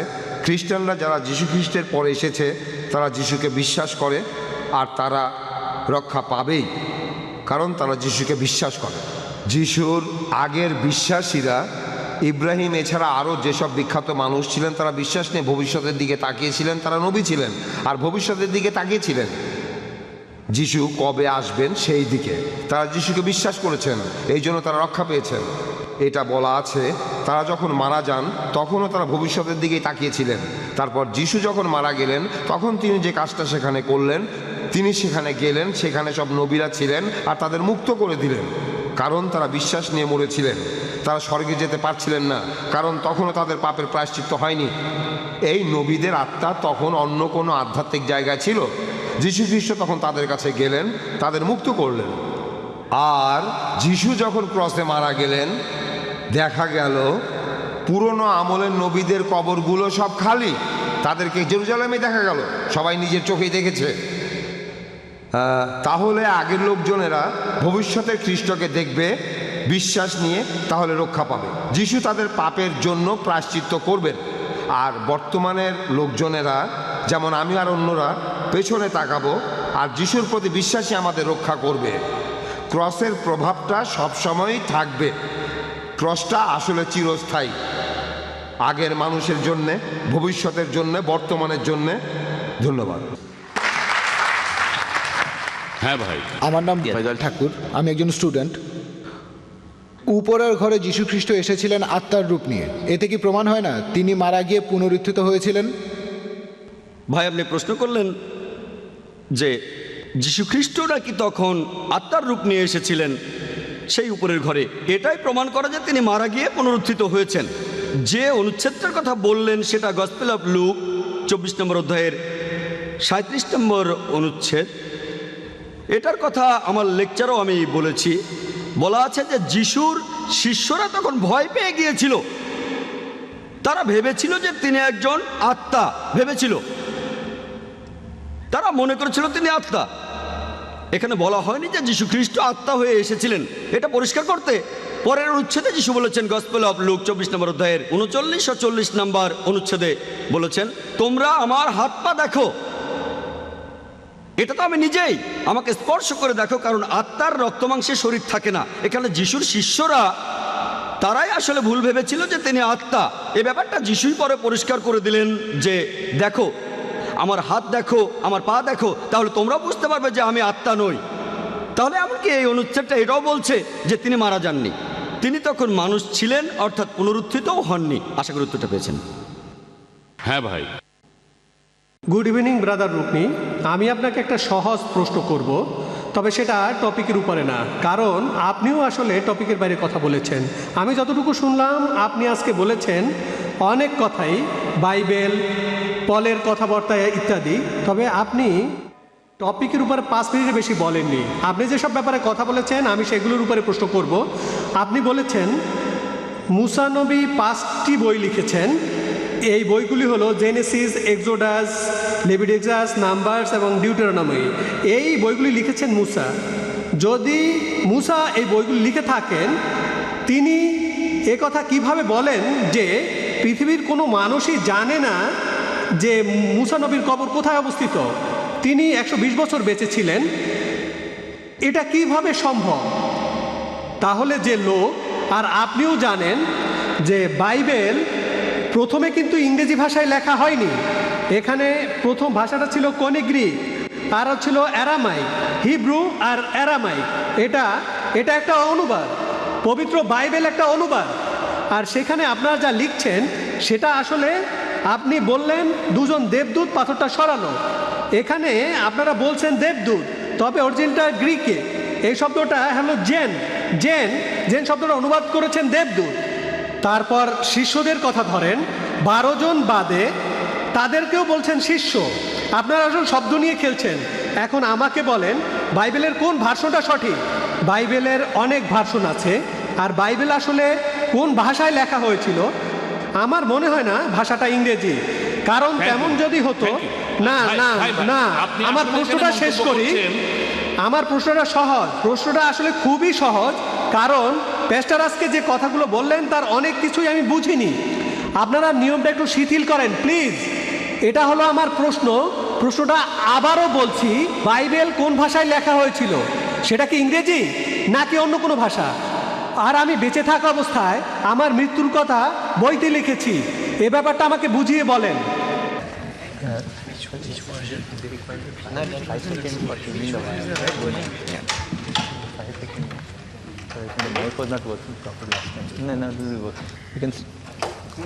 হ্যালো, আপনার মাইকটা ধার করলাম। হ্যালো, হ্যাঁ ভাই, ভাই আপনি খুব জটিল একটা প্রশ্ন করেছেন। আর আর একদিন আমরা চায়ের দোকানে চা খেতে খেতে এটা নিয়ে আলোচনা করব। না না না, এটা তো সহজ প্রশ্ন, একেবারেই সহজ প্রশ্ন। বাইবেলের কোন ভার্সনটা সঠিক? আর মুসার কথাগুলোর যৌক্তিকতা কি? মুসা বেঁচে থাকা অবস্থায় লিখলেন যে তিনি মারা গেছেন। কেউ জানে না আমার কবর কোথায়। ভাই আপনি মুসার কথা দর্শকদের বিচার করতে দিন, কোন উত্তরটা ঠিক আর কোন উত্তরটা ঠিকভাবে দেয়া হয়নি। না না ভাই, আপনি একা সব বিচার করতে পারবেন না। না, আমি বিচার করছি না। দিয়েছে এক মিনিট, আর আপনি এক মিনিট ভাই শোনেন, উনি বললেন বাইবেল আয়না। আসলে অনেক বাইবেল নাকি আয়না? আপনার আগ্রহ বলে কি বাইবেল নাকি আয়না? শোনেন ভাই, ভাই ভাই শোনেন, তবে আমাদের এখানে বেশ কিছু নিয়ম কানুন আছে। আমি আবারও বলছি ভাই, আমরা আপনার আগ্রহের প্রশংসা করছি। আর প্যাস্টর রকনিও আপনার প্রশ্নের উত্তর দিয়েছেন। তিনি বলেছেন চা খেতে খেতে আলোচনা করবেন, আর প্যাস্টর সেই চায়ের দামটাও দেবেন, তাই না? ভাই রকনি কি রাজি? ঠিক আছে, রেডি। এবার পরের প্রশ্ন ডাক্তার জাকিরের কাছে, মহিলাদের মধ্য থেকে। আসসালামু আলাইকুম। খ্রিস্টানদের ট্রিনিটির মতবাদটি কি, আর এটার সাথে ক্রুসিফিক্সনের সম্পর্কটা কি? FIXION। বোন, আপনি খুব সুন্দর প্রশ্ন করলেন যে ট্রিনিটির মতবাদটা আসলে কি, আর ক্রুসিফিকশনের সাথে এর সম্পর্কটা কি। FIXION এটা বলার জন্য ধন্যবাদ, না হলে বুঝতে একটু অসুবিধা হতো। এখানেও ইসলামিক দৃষ্টিভঙ্গি আর বাইবেলের দৃষ্টিভঙ্গি, কোরআন আর বাইবেলের কথা। এখানেও পবিত্র কোরআন বলছে, সূরা মাইদার 73 নম্বর আয়াতে উল্লেখ করা হয়েছে, লাকাদ কাফারাল্লাযিনা ক্বালু ইন্নাল্লাহা সালিসু সালাসা। তারা তো কুফরি করছে, ধর্মের অবমাননা করছে যারা এমন বলে আল্লাহ তো তিনের মধ্যে একজন, অর্থাৎ ট্রিনিটি। এরপরে সূরা নিসার 171 নম্বর আয়াতে উল্লেখ করা হয়েছে, ওয়ালা তাকুলু সালাসা, তোমরা ট্রিনিটি বলো না, নিবৃত্ত হও, এটাই তোমাদের জন্য কল্যাণকর। ওয়ালা তাকুলু সালাসা। পবিত্র কোরআনে ট্রিনিটি শব্দটার উল্লেখ আছে সব মিলিয়ে 2 বার। কিন্তু যদি বাইবেল খুঁজে দেখেন, পুরো বাইবেলের ভেতরে ট্রিনিটি শব্দটা একবারও উল্লেখ করা হয়নি। যদি আপনারা এই বাইবেলটা পড়েন, এটা আকারে পবিত্রকরণের তুলনায় প্রায় দ্বিগুণ। এখানে অক্ষরগুলো আকারে ছোট, এখানে আরবি আর ইংরেজিতে ব্যাখ্যা করা হয়েছে। এই বাইবেল আসলে আকারে পবিত্রকরণের দ্বিগুণের চাইতেও বেশি। বাইবেলের কোথাও ট্রিনিটি শব্দটা পাবেন না, কোথাও না। কাছাকাছি যে অনুচ্ছেদটা আপনারা এখানে পেতে পারেন, যেখানে ট্রিনিটির কথা বলা হচ্ছে, সেটা আছে ফার্স্ট এপিস্টল অফ জনে 5 নম্বর অধ্যায়ের 7 অনুচ্ছেদে বলা হয়েছে, স্বর্গে 3 জন সবার হিসাব রাখবে, মহান পিতা, পুত্র আর পবিত্র আত্মা। আর এই 3 জন এক। ট্রিনিটির মতবাদে কাছাকাছি অনুচ্ছেদটা ফার্স্ট এপিস্টল অফ জন 5 নম্বর অধ্যায়ের 7 অনুচ্ছেদ। তবে এখন যদি রিভাইজড স্ট্যান্ডার্ড পড়েন, এটা হলো কিং জেমস ভার্সন। এই বাইবেলটা খ্রিস্টানদের মধ্যে জনপ্রিয়। এটা রিভাইজড স্ট্যান্ডার্ড ভার্সন। ভাই জানতে চাচ্ছিলেন কোন ভার্সন, আমি এখানে 5 মিনিটের মধ্যে সব উত্তর দেওয়ার চেষ্টা করছি। এটা হলো রিভাইজড স্ট্যান্ডার্ড ভার্সন, নতুন ভার্সন। ভার্সন মানে এর এক একটা এক এক রকম। আর খ্রিস্টানদের এরকম 24,000 সংস্করণ আছে এই বাইবেলের, তবে কোনোটাই একরকম না। এটা হলো নিউ কিং জেমস ভার্সন, প্যাস্টরের কাছে আছে। এটা ডুয়েই ভার্সন, এখানে আছে 73টা বই, এখান থেকে 7টা বই বাদ দেওয়া হয়েছে। অনেকেই 7টাকে বলে এগুলো বানানো হয়েছে। কারা এমনটা করেছে? প্রোটেস্ট্যান্টরা। প্যাস্টরের বাইবেলটা নিউ কিং জেমস ভার্সন, এখানে 66টা বই আছে, এটা আলাদা বাইবেল। এমন বিভিন্ন বাইবেল আছে অনেক। IRF-এ 25টারও বেশি ভার্সন আর 200-রও বেশি টাইপের বাইবেল আছে, IRF-এ দেখতে পারেন। আপনার প্রশ্নটাই আসি, এই রিভাইজড স্ট্যান্ডার্ড ভার্সনটা এটা সংস্কার করেছেন মোট 32 জন উচ্চপদস্থ বিশেষজ্ঞ, যাদের পেছনে রয়েছে মোট 50টি খ্রিস্টান ধর্মীয় সংস্থা। তারা বলেন কিং জেমস ভার্সনে অনেক ভুল রয়ে গেছে, আর এই সংস্কার করার পর তারা এই অনুচ্ছেদটা বাদ দিয়েছে, যেটার সাথে ট্রিনিটির মতবাদ মিলে যায়। ফার্স্ট এপিস্টল অফ জন 5:7 অনুচ্ছেদ, যে এটা বানানো হয়েছে, এটা বানানো গল্প, এটা পরে ঢুকানো হয়েছে। অনুচ্ছেদটা বাদ দিয়েছে কারা? মুসলিমরা না, হিন্দুরা না, 32 জন খ্রিস্টান বিশেষজ্ঞ, খুবই উচ্চপদস্থ, যাদের পেছনে 50টি খ্রিস্টান সংস্থা আছে, তারা অনুচ্ছেদটা বাদ দিয়েছে, যেটা ট্রিনিটির মতবাদের কাছাকাছি ছিল, যে এটা বানানো হয়েছে। ট্রিনিটি শব্দটা বাইবেলে নেই। যীশু খ্রিস্ট নিজেকে কখনো ঈশ্বর দাবি করেননি, আমি এই কথা আগেই বলেছি। 4টে সবাইকে শেখানো হয়, তারা বলে পিতা হলেন একজন, পুত্র হলেন একজন, আর পবিত্র আত্মা একজন, কিন্তু তারা 3 জন নন, আসলে একজন। একজন, আরেকজন, আরেকজন, কিন্তু 3 জন না, একজন। এটা কি? 1 যোগ 1 যোগ 1 সমান 3, কিন্তু খ্রিস্টানরা বলে 1। যদি খ্রিস্টানদের জিজ্ঞেস করেন আপনি যখন পিতার কথা ভাবেন তখন মনে কোন ছবি ভাসে, আর তখন একজন খ্রিস্টান তার মনে ছবি ভাসে যে মহান ঈশ্বর সান্টা ক্লজের মতো স্বর্গে বসে আছেন, তার সিংহাসনে বসে আছেন। যখন আপনি ভাবেন শব্দ বা পুত্র বা যীশু খ্রিস্টের কথা, তখন জেফ্রি হান্টারের কথা ভাবেন কিং অফ কিংস ছবিতে। জেফ্রি হান্টার, সোনালি চুল, শ্বেতাঙ্গ, দেখতে ইহুদিদের মতো না, তার নাকটাও খাড়া, এরকম জেফ্রি হান্টার। আর যখন পবিত্র আত্মার কথা বলে একটা ঘুঘু পাখির মতো, যেটা এসেছিল জন দ্য ব্যাপটিস্টের সাথে ব্যাপটাইজের সময়, অথবা সেই ধোঁয়ার মতো পেন্টাকস্টের সেই ভোজসভায়। 3টি আলাদা ছবি, কিন্তু যদি প্রশ্ন করেন আপনারা কটা ছবি দেখেছেন, তারা বলবে একটা। আপনি যতই চেষ্টা করেন এই 3টি ছবিকে কখনো এক করতে পারবেন না। তবে জিজ্ঞেস করেন কটা ছবি দেখেছেন, তারা বলবে একটা। তারা মিথ্যে বলছে, কারণ 1 যোগ 1 যোগ 1 সমান 3, যোগ করলে 1 হয় না। তারা উদাহরণ দিয়ে বলে, দেখেন ট্রিনিটির এই মতবাদটা বুঝতে পারা খুব কঠিন। একজন লোক সে বাবা হতে পারে, ভাই হতে পারে, আর একই সাথে একজন ব্যবসায়ীও হতে পারে, তাহলে ঈশ্বর কেন পিতা, পুত্র আর পবিত্র আত্মা হবে না? আচ্ছা ঠিক আছে, আসলে একটু ভালো করে দেখি। ধরেন একজন লোক কারো বাবা, আবার কারো ভাই, আর একজন ব্যবসায়ী। এখন লোকটার বোন তাকে কিছু কথা বলল, গোপন কথা, স্বাভাবিকভাবেই লোকটার বাবা সত্তাটা সে কথাটা জানবে, ব্যবসায়ী সত্তাটাও জানবে। কিন্তু যদি বাইবেল পড়েন, গসপেল অফ মার্ক 13:32 অনুচ্ছেদে বলা হয়েছে, যীশু খ্রিস্ট নিজেই বলেছেন, সেদিনের কথা, সেই সময়ের কথা কোনো মানুষ জানে না, কোনো দেবদূত জানে না, এমনকি পুত্রও জানে না, শুধু স্বর্গের পিতা জানেন। তার মানে শেষ বিচারের দিনের কথা যীশু খ্রিস্ট জানে না, দেবদূতরাও জানে না, পবিত্র আত্মাও জানে না, শুধু মহান ঈশ্বরই জানেন। তার মানে এই 3 জন আসলে এক নন, 3 জন আসলে এক নন। এই ট্রিনিটি এমন একটা মতবাদ যেটা অযৌক্তিক, যতই চেষ্টা করেন এটা ব্যাখ্যা করতে পারবেন না। যেমন ধরেন খ্রিস্টানরা বলে যে যীশু খ্রিস্ট ক্রুশবিদ্ধ হয়ে মারা গেছেন, তার মানে কি বলবেন যে ঈশ্বর ক্রসে মারা গেছেন?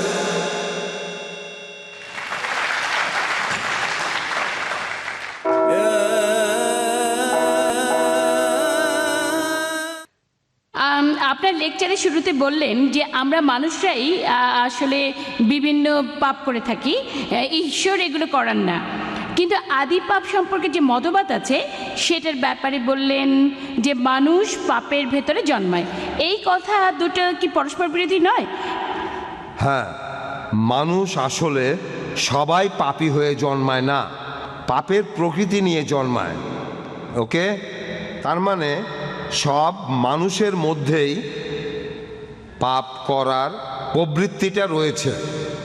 কিন্তু একটা শিশু মারা গেলে কি হবে? সে নিষ্পাপ, সে স্বর্গে যাবে, আমি এটাই বিশ্বাস করি। ওকে, তবে এই শিশু তার বাবা মায়ের পাপের বোঝা বহন করবে না। আর এ ব্যাপারে ডক্টর জাকির বাইবেলের উদ্ধৃতি দিলেন, ঠিকই বলেছেন তিনি, পুত্র তার পিতার পাপের বোঝা নেবে না। এখানে পাপ আর নরকের শাস্তি ভোগের কথা বলা হচ্ছে। ওকে, তাহলে পাপের প্রবৃত্তি এটা পেয়েছি আদি পিতা আদমের কাছ থেকে। পাপ করি কারণ আমি একজন পাপী, বুঝলেন? পাপী মানে পাপের প্রবৃত্তি আছে, এটা উত্তরাধিকার হিসাবে পেয়েছি। ওকে, এটা আসলে পাপই নয়। যখন মানুষ পাপ করে সে তখন শুধু নিজের ক্ষতি করে। তাহলে আপনার সমস্যার সমাধানটা হলো অন্য ব্যাপারটা, মানুষের উপর অভিশাপ করতে পারে। এখানে পাপ আছে আর অভিশাপও আছে, এটা নিয়ে কিছু বলার দরকার নেই। আমি আমার বাবার পাপের বোঝা বইব না, আমার উপরে অভিশাপ আছে। আপনারাও এই ব্যাপারটা বুঝতে পারবেন। আমার বাবা অনেক ভুল করেছেন, তবে ঈশ্বরের দয়ায় তিনি বিশ্বাসী হয়ে মারা গেছেন। তবে আমি এখনও ভুগি, কারণ তিনি অনেক ভুল করেছিলেন। উত্তরাধিকার হিসেবে তবে তবে তবে আমি তার পাপের বোঝা বহন করছি না, এমনটা নয়। আমি আমার বাবার পাপের বোঝা বহন করছি না। ওকে, তিনি অনেক কাজই করেছিলেন যেগুলো পাপ। আর দেখি যে আজকে আমি অনেক ধরনের বাধা বিপত্তির মুখোমুখি হই, এটা অভিশাপ। আসলে অভিশাপ, পাপ আর অভিশাপকে আলাদা করবেন। পাপ আর অভিশাপ আসলে আলাদা। অভিশাপ একটা ক্ষতি, যেটা হলো এই পাপের ফলাফল। অভিশাপ হলো পাপের কারণে ক্ষতি। ওকে, তাহলে যিশু আমার জীবনে দুইটি কাজ করতে পারেন। এক নম্বর,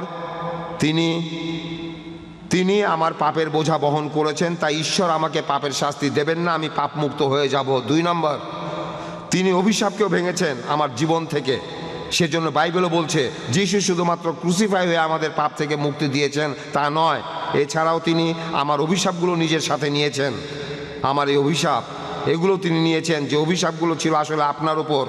যিশুকে বিশ্বাস করেন, অভিশাপগুলো আপনার জীবন থেকে চলে যাবে। অভিশাপগুলো আপনার জীবন থেকে চলে যাবে। তাহলে এখানে দেখবেন পাপ আর দেখবেন অভিশাপ, দুইটা আলাদা জিনিস। আশা করি উত্তরটা ঠিক মতো দিতে পেরেছি। আশা করি অন্তত আপনারা তো বুঝতে পেরেছেন। হ্যাঁ ভাই, এবারের প্রশ্ন ডক্টর জাকিরের কাছে। ডক্টর জাকির নায়েক, আমার নাম রিচার্ড, একজন বাইবেল স্টুডেন্ট, বাইবেল লাভার, এছাড়াও পেশা একজন টেকনিশিয়ান। আপনি বললেন যে বাইবেলে আছে যীশু খ্রিস্ট বলেছেন তারা দেবদূতের মতো হবে, আধ্যাত্মিক শরীর দেবদূতের মতো। এছাড়াও আপনি বললেন যে বাইবেলে নাকি কোথাও বলা নেই যে যীশু পুনরুত্থিত হয়েছিলেন। আমি এখানে মাত্র একটা বলছি, অনেক আছে। ম্যাথিউ 16:21 বলছে, আর সেই সময় থেকেই যিশু তার শিষ্যদের বলেছেন যে কিভাবে তিনি জেরুজালেমে যাবেন, কিভাবে তার উপর অত্যাচার করা হবে, তারপর মারা গিয়ে তিনি তৃতীয় দিনে পুনরুত্থিত হবেন। এই কথা আছে 3 বার, সবগুলো গসপেলেই বলা হয়েছে। শুধু তাই নয়, এছাড়াও বাইবেল বলছে কিভাবে তিনি ক্রুশবিদ্ধ হয়েছিলেন 6 ঘন্টা ধরে, কিভাবে মারা গেলেন, তখন বলেছিলেন এল্লা এল্লা নামাসাবাক্তানি। এখানে তিনি বাইবেলের ভবিষ্যৎবাণীটা পূরণ করেছেন। আর দেখবেন যে 4টা গসপেলই বলছে তার মৃত্যু, সমাধি আর পুনরুত্থান সম্পর্কে। এখন বললেন যে যিশু মিথ্যা বলেন না, তিনি আধ্যাত্মিক শরীরের কথা বলছিলেন, সেটা আলাদা কথা। আত্মার রূপ এক জিনিস, আধ্যাত্মিক শরীর আরেক জিনিস। কখনো কখনো আমরা দেবদূতের চেয়ে ভালো, কখনো পশু চাইতেও খারাপ। আসলে যিশুর পুনরুত্থানের ব্যাপারটা আলাদা। আমি আসলে এখানে কোনো তর্ক করতে আসিনি, আমি এসব জেনেছি ঈশ্বরের অসীম করুণায়। আর আমি আপনার 14টা প্রশ্নের সবগুলোর উত্তর দিতে পারবো। একদিন আমি ইসলামিক রিসার্চ ফাউন্ডেশনে এসে আপনার সবগুলো প্রশ্নের উত্তর দেবো, বিতর্ক করার জন্য না, আমি আনন্দের সাথেই বলবো। আর কথাটা সত্যি, ট্রিনিটি শব্দটা বাইবেলে নেই, শব্দটা নেই, কিন্তু যীশু খ্রিস্ট ঈশ্বর, এই কথাটা আমি আপনাকে বিভিন্নভাবে প্রমাণ করে দিতে পারি। আপনাকে আমি এটা দেখিয়ে দিতে পারি। আমার কাছে এখানে কিছু লিফলেট আছে, বাইবেলের মধ্যে অঙ্কের বিস্ময়কর খেলা আছে। এটা প্রমাণ হয় যে বাইবেলই সত্যি, এটাই প্রমাণ, বাইবেল পারফেক্ট। তাই আমার কাছ থেকে আপনারাও কালেক্ট করে নিতে পারেন বাইবেলের সত্যতার প্রমাণ। আপনার প্রশ্নটা, আমার প্রশ্নটা হলো, যীশু খ্রিস্ট অনেকবারই বলেছেন তিনি মারা যাবেন, তারপরে পুনরুত্থিত হবেন। আপনাকে আমি আরও অনেক উদ্ধৃতি দিতে পারি। 20 অধ্যায়ের 19 অনুচ্ছেদ বলছে যীশু খ্রিস্ট ক্রুশবিদ্ধ হয়ে মারা যাবেন, তারপর তৃতীয় দিনে যীশু খ্রিস্ট আবার পুনরুত্থিত হবেন। এই তো শেষ, আমার প্রশ্ন প্রায় শেষ। বলেন, কোনো সমস্যা নেই। প্রশ্ন শেষ হয়েছে? হ্যাঁ, আমি একটু ব্যাখ্যা করলাম। কোনো সমস্যা নেই ভাই, আমাদের IRF এ প্রতি রবিবার প্রোগ্রাম হয়। বাইবেলেই প্রত্যেক রবিবার। সবকিছুর উত্তর আছে, অন্য কোনো ধর্মে নেই। রবিবার আমরা IRF এ প্রোগ্রাম করে থাকি, ঠিকানাটা আপনি জেনে নিন। প্রত্যেক রবিবার রবিবার সকাল 10:30। সেখানে আমার লেকচার শেষ হলে আপনি যে কোনো প্রশ্ন করতে পারেন, এমনকি কোরআনের সমালোচনা করতে পারেন, কোরআনের বিরুদ্ধেও বলতে পারেন, সমস্যা নেই। আপনার কথা সাদরে গ্রহণ করবো, আমরা আলোচনা করতে চাই, একে অন্যকে ভালোভাবে আমি বুঝতে বাইবেল চাই। নিয়ে বলতে ভাই বাইবেল নিয়েও জিজ্ঞেস করতে পারেন, সমস্যা নেই। আমি বাইবেল সম্পর্কে আপনাকে জানাবো। হ্যাঁ অবশ্যই বলবেন। যেমন একটু আগে বললেন ভাই, একটু আগে গসপেল অফ ম্যাথিউ থেকে উদ্ধৃতি দিলেন। কোন উদ্ধৃতি? যিশু বলেছেন তিনি মারা যাবেন, তারপর উত্থিত হবেন। তিনি নিজেই বলেছেন, আমিও মানি, আমরা সবাই মানি যে তিনি মারা গিয়ে উত্থিত হবেন, দ্বিতীয়বার আসার পর মারা গিয়ে উত্থিত হবেন।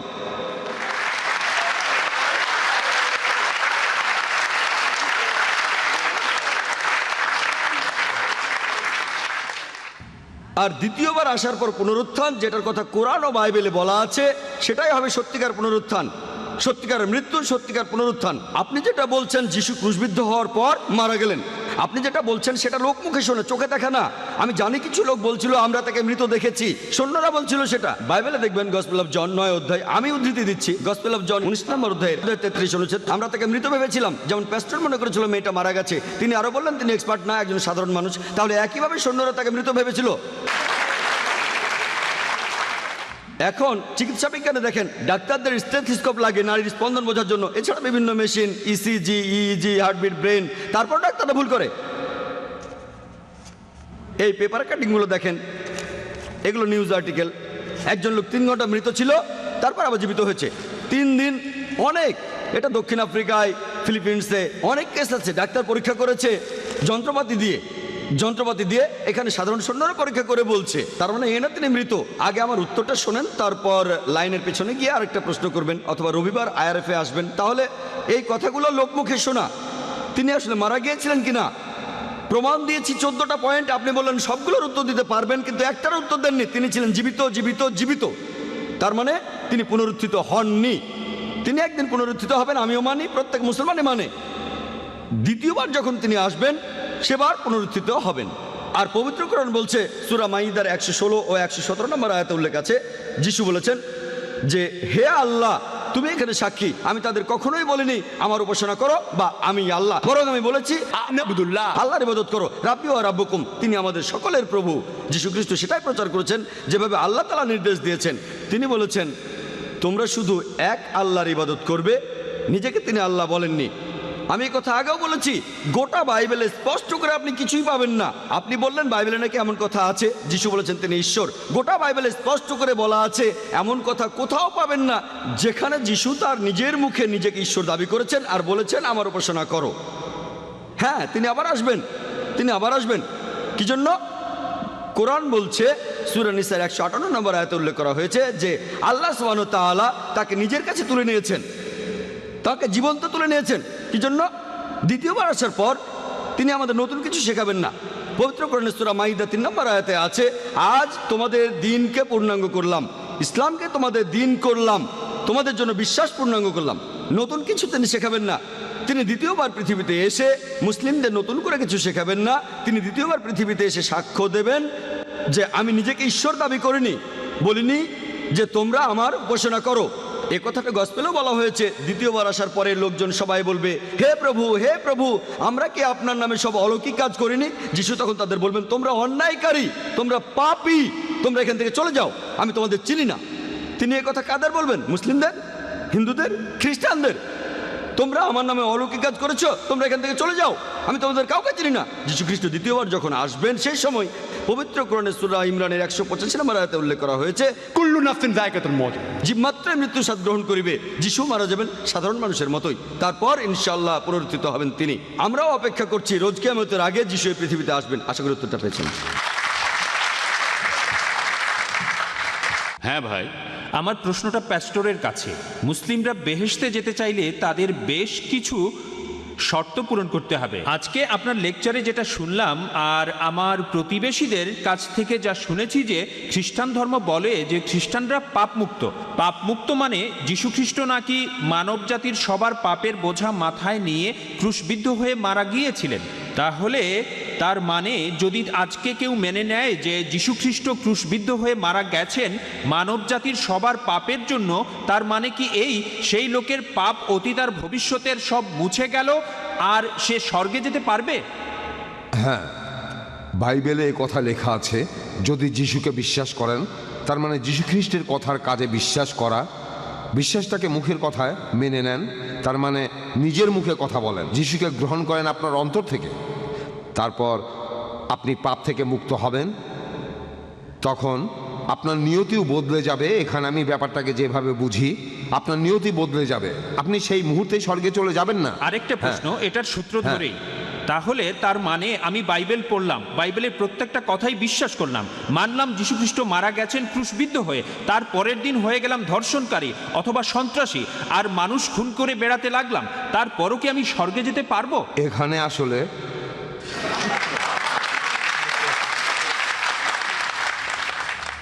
যদি আপনি আজকে সত্যি সত্যি যীশু খ্রিস্টকে বিশ্বাস করেন, আগামীকাল আপনি ধর্ষণ করবেন না। না কেন? এমনটা তো হতেই পারে। আপনার জীবন এতটাই বদলে যাবে। তাহলে মিথ্যা বলছেন, আপনি যিশুকে বিশ্বাস করেন না। দেখেন, স্বর্গে যাওয়ার একমাত্র শর্ত হলো আমি বিশ্বাস করব যিশুকে, তিনি ক্রুসিফাইড হয়েছেন, মানব জাতির পাপের জন্য ক্রুশবিদ্ধ হয়ে মারা গেছেন, এটাই তো স্বর্গে যাওয়ার একমাত্র শর্ত। আপনার লেকচারেও একই কথা বললেন। যদি যিশুকে বিশ্বাস করেন, সেটা কেমন হবে তা বলা আছে অ্যাক্টস অফ ফেইথে, যেটা হলো জেমসের বই, ইয়াকুব। যদি আপনার বিশ্বাসটা মিথ্যা না হয়, বোকা না হয়, এই বিশ্বাসটাই আপনার জীবনটাকে চালাবে। কিন্তু আপনার বিশ্বাসটা যদি মিথ্যা হয়, সবাইকে শুধু দেখানোর জন্য, তখন এই বিশ্বাস আপনার জীবনটাকে পরিচালিত করবে না। ধরেন আজকে আমি একজন অপরাধী, যিশুকে বিশ্বাস করলাম আর অনুতপ্ত হলাম, পাপ থেকে মুক্তি চাইলাম। সব কিছুর মূলে আছে যীশু খ্রিস্টকে বিশ্বাস করা। অনুতপ্ত মানে আমি বদলে গেছি, নতুনভাবে পথ চলছি, আমি নতুন করে আর কোনো পাপ করছি না। ঈশ্বর আমাকে সাহায্য করলে আমিও সফল হব, আবার আগের মতো করে পথ চলতে শুরু করব, আমার জীবন বদলে যাবে। এখন আমি ভুল করতে পারি, তার মানে এই না যে আমি বিশ্বাসটা ত্যাগ করেছি। একটা বাচ্চার ছেলে তার বাবাকে ভালোবাসে, তারপর মাঝে মধ্যে সে তার বাবাকে অমান্যও করে। এই অমান্য করার একটা সীমা আছে, ওকে? অমান্য করার একটা সীমা আছে, প্রত্যাখ্যানের বিদ্রোহের একটা সীমা আছে। তাই আমি সংক্ষেপে বলি, যদি আমি যিশুকে বিশ্বাস করি, আমি ঈশ্বরের কাছে ক্ষমা চাইব, আমাকে পাপ মুক্ত করবেন। যদি সত্যি সত্যি যিশুকে বিশ্বাস করি, ঈশ্বর সব জানেন যে আমার মুখের কথা সত্যি কি না, তারপর এটা আমার জীবন পরিচালিত করবে। আমি একবার কুয়েতে ছিলাম, ইসলামের অনেকেই সেখানে শব্দ নিয়ে খেলা করে। একবার এক লোক বলেছিল যে সে একজন মুসলিম, সে তখন কালেমাও পড়েছিল, কারণ সে তার স্ত্রীর কাছ থেকে ছেলে মেয়েদের ভার নিতে চেয়েছিল। তখন এক লোক তাকে বুদ্ধি দিল, যদি এটা বলেন তখন শরিয়া এ কথা বলবে, বাচ্চারা আপনার কাছে থাকবে, কারণ আপনার স্ত্রী খ্রিস্টান, তখন সব আপনার পক্ষে যাবে। তাই সে করলো, সে তাই করলো। তারা তখন মোল্লাকে বলল, মানে সেখানকার বিচারক, লোকটা মুখে কালেমা বলল, মন থেকে বলেনি। মোল্লা বলল, না না না, সেটা শুধু আল্লাহই বলতে পারেন। লোকটা কালেমা বলেছে, আমরাও শুনেছি, সে মুসলিম, এটা প্রমাণিত, মনের কথা শুধু আল্লাহ জানেন। এখানে তারা কিন্তু শব্দ নিয়ে খেলা করছে। লোকটা বাচ্চাদের ভার নিতে চেয়েছিল। খ্রিস্টান ধর্ম বিশ্বাসে ঈশ্বর জানেন আপনি সত্যি বলছেন কিনা। যদি সত্যি যিশুকে বিশ্বাস করেন, ঈশ্বর আপনাকে পাপ থেকে মুক্তি দেবেন। অনেক মাদকাসক্ত ঠিক এভাবেই মুক্তি পেয়েছে, চিকিৎসা করে তাদের ভালো করা যায়নি, এভাবে তারা মুক্তি পেয়েছে। এই প্রতিষ্ঠানটার নাম টিন চ্যালেঞ্জ। তাদের সাফল্যের হার এক্ষেত্রে অনেক বেশি। এমনকি সেরা মাদকাসক্ত পুনর্বাসন কেন্দ্রগুলো এমন সাফল্য দেখাতে পারেনি, তাদের সাফল্য 2 বা 3%। তারপর কি হয়, সেই রোগীরা আবারও মাদক নেয়। কিন্তু এরা সফল হয়েছে, অনেক মাদকাসক্তকে তারা ফিরিয়ে আনতে পেরেছে, কারণ তাদের এই যে চিকিৎসা, এর মূলে রয়েছে যীশু খ্রিস্টকে আপন মন থেকে বিশ্বাস করা। যীশু খ্রিস্ট সব সমস্যার সমাধান। যীশু আসলে পটে আঁকা সুন্দর কোনো ছবি নয়, শুধু একটা বইতে আঁকা রঙিন ছবি নয়। যীশু খ্রিস্ট আমাদের জীবনের সব সমস্যার সমাধান।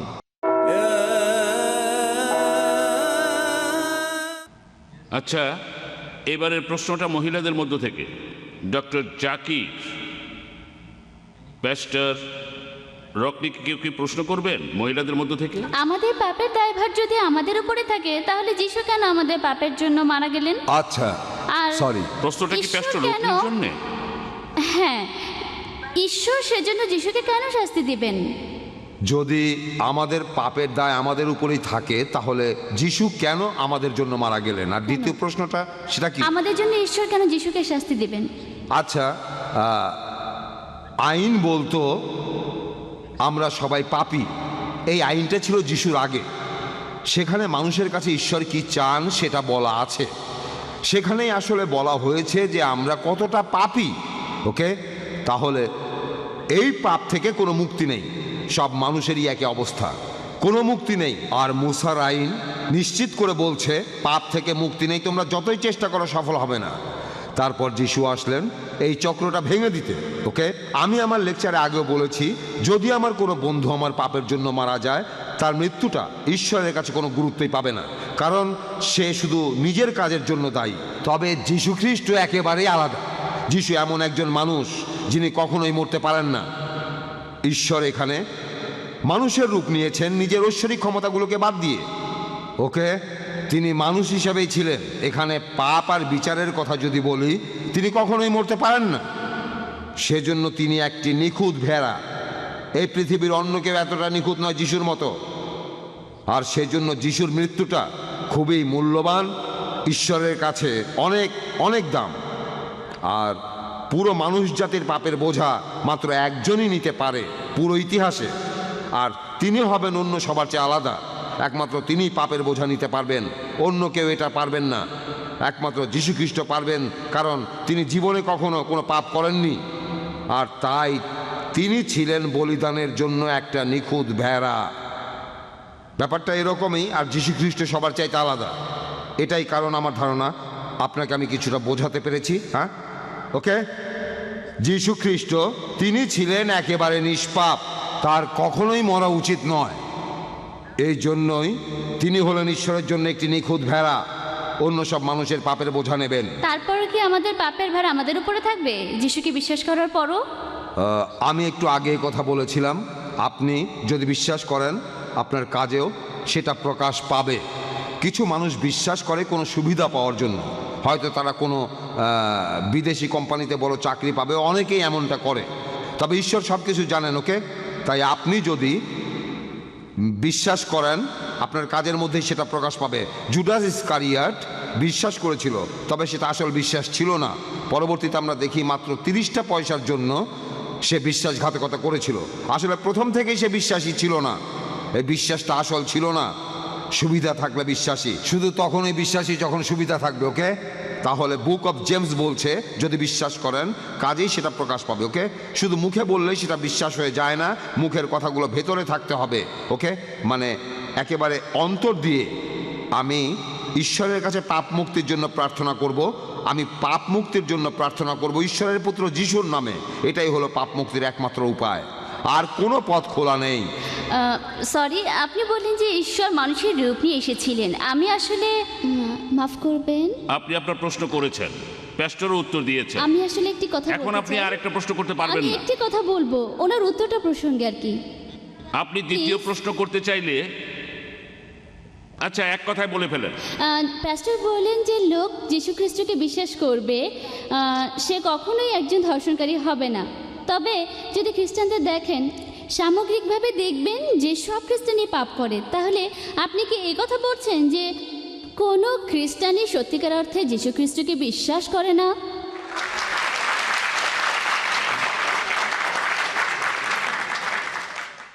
আপনি অবিশ্বাসী খ্রিস্টানদের কথা বলছেন। অনেক লোকই সমাজে খ্রিস্টান বলে পরিচিত। অনেক লোকের উপরে খ্রিস্টান লেভেলটা রয়েছে, তারা অনেক অন্যায় করছে। এমনকি ব্রিটিশরা যখন ইন্ডিয়ায় ছিল, এটা আমার মনে হয় আপনার যদি খারাপ লাগে তাহলে আমি দুঃখিত, তারা ইন্ডিয়ায় যিশুকে ঠিকভাবে তুলে ধরেনি, চালু করেছে খ্রিস্টান নাম। যেমন ধরেন আমার নাম ছিল শর্মা, নাম হয়ে যাবে টনি বা জনি। যদি আমি খ্রিস্টান হই, আমার মন কিন্তু বদলায়নি, খোলসটা বদলেছে। এগুলো যীশু খ্রিস্টের বিশ্বাসীদের বৈশিষ্ট্য নয়। আমি আমার লেকচারে এই কথাটা আগেও বলেছি, আপনারা বিশ্বাসী খ্রিস্টান দেখবেন, ট্র্যাডিশনাল খ্রিস্টানও দেখবেন, সবাই মিশে গেছে। এই ট্র্যাডিশনাল খ্রিস্টানদের দেখেই আপনার মধ্যে এই ভুল ধারণাগুলো হচ্ছে। আপনি যে খ্রিস্টানদের কথা বলছেন তারা ট্র্যাডিশনাল, তারা অনেক আলাদা। খ্রিস্টানরা আমরা মূর্তি পূজা করি না, আমরা কোনো ছবি রেখে নতজানু হই না। প্যাস্টরকেও জিজ্ঞাসা করেন, মূর্তি পূজা করি না। তবে আগে আমি এমনটা করতাম, তারপর আমি বাইবেল আর তাওরাত পড়লাম, তখন এটা বন্ধ করলাম। আমি জানতাম না, আমি আগে মূর্তি পূজা করতাম, আমি প্রার্থনা করতাম মৃত আত্মার কাছে। ঈশ্বর এগুলো করতে নিষেধ করেছেন। আমি জানতাম না, কিন্তু আমিও খ্রিস্টানই ছিলাম, আমাকেও তখন খ্রিস্টান বলা হতো। আমি মহান ঈশ্বরকে বাদ দিয়ে মানুষের কাছে প্রার্থনা করতাম, মেডিয়েটরে মেডিয়েটরে মেডিয়েটরে মেডিয়েটরে মেডিয়েটরে ইত্যাদি ইত্যাদি। একমাত্র ঈশ্বরই ক্ষমা করতে পারেন। আর আপনি সেই খ্রিস্টানদের কথা বলছেন যাদের একটা লেভেল আছে, আমি বলছি বিশ্বাসী খ্রিস্টানদের কথা। আমি বাইবেলে বিশ্বাসীদের কথা বলছি, যে খ্রিস্টানরা বাইবেল বিশ্বাস করে, তারা খুবই ভালো খ্রিস্টান। আমি সেই খ্রিস্টানদের কথা বলছি, ওকে? তাহলে আপনি সত্যিকারের খ্রিস্টানদের দেখেননি, দেখেছেন যাদের লেভেল আছে, তাদের নামগুলো পশ্চিমা নামগুলোর মতো। আপনি বললেন যে পবিত্র বাইবেলে কথা লেখা আছে যে যখন যিশু ফিরে আসলেন তার শিষ্যরা যিশুকে দেখে ভয় পেয়ে গিয়েছিল। তিনি তো মারাই যাননি, তাহলে ভয় পাবে কেন?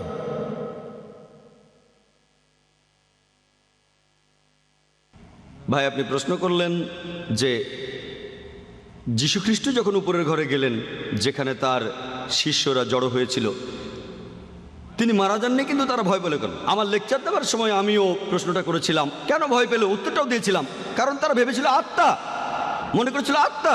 কিন্তু আপনি তো বললেন তিনি মারা গেছেন। আমি সেটাই বলছি, তারা আসলে জানতো না তিনি মারা গেছেন।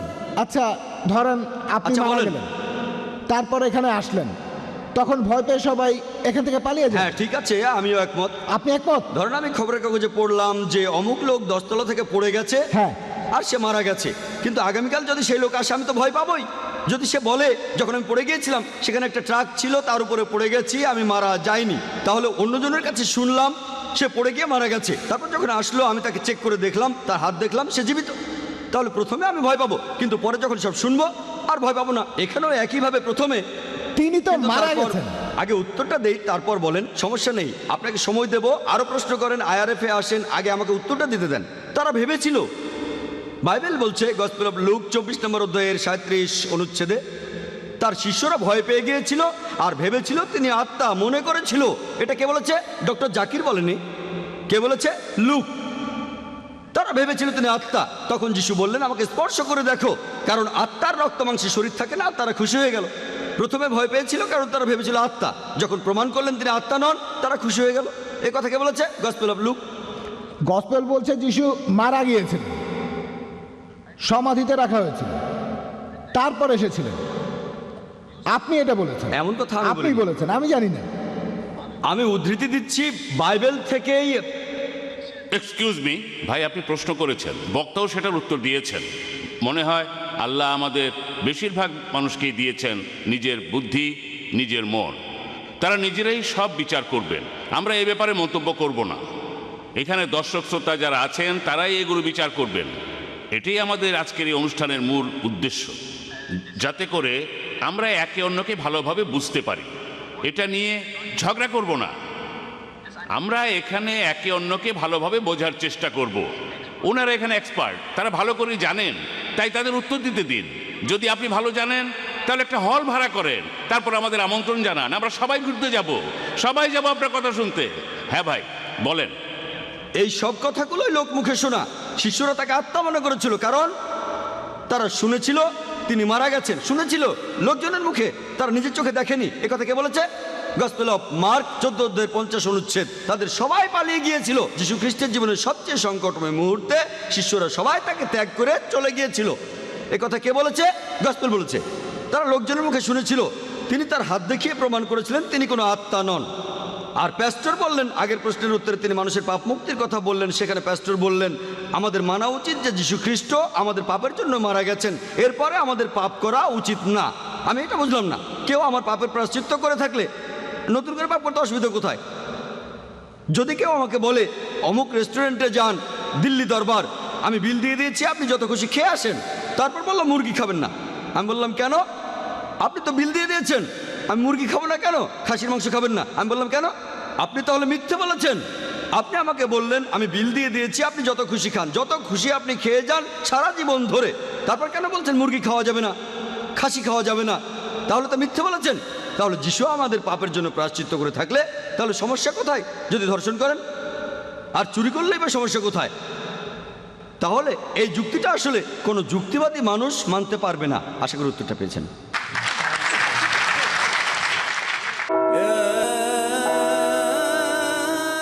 হ্যাঁ ভাই, এই প্রশ্নটার পরে মাইক থেকে আরেকটা প্রশ্ন হবে। আমার প্রশ্নটা রুকনির কাছে। আমরা সবাই জানি যে প্রত্যেক দেশে একটা ফৌজদারি আইন আছে, আর কেউ যদি কোনো অন্যায় করে তাকে সেই ফৌজদারি আইন অনুযায়ী শাস্তি দেওয়া হয়।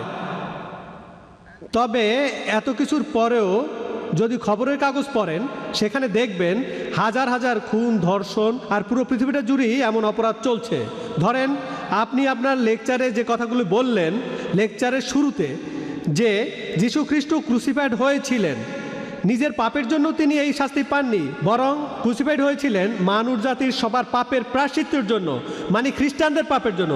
যদি আপনি বিশ্বাস করেন যীশু খ্রিস্টানদের জন্য ক্রুসিফাইড হয়েছেন, তাহলে আমাদের এই পৃথিবীর অবস্থাটা কি হবে? ঠিক আছে, শেষ হয়েছে।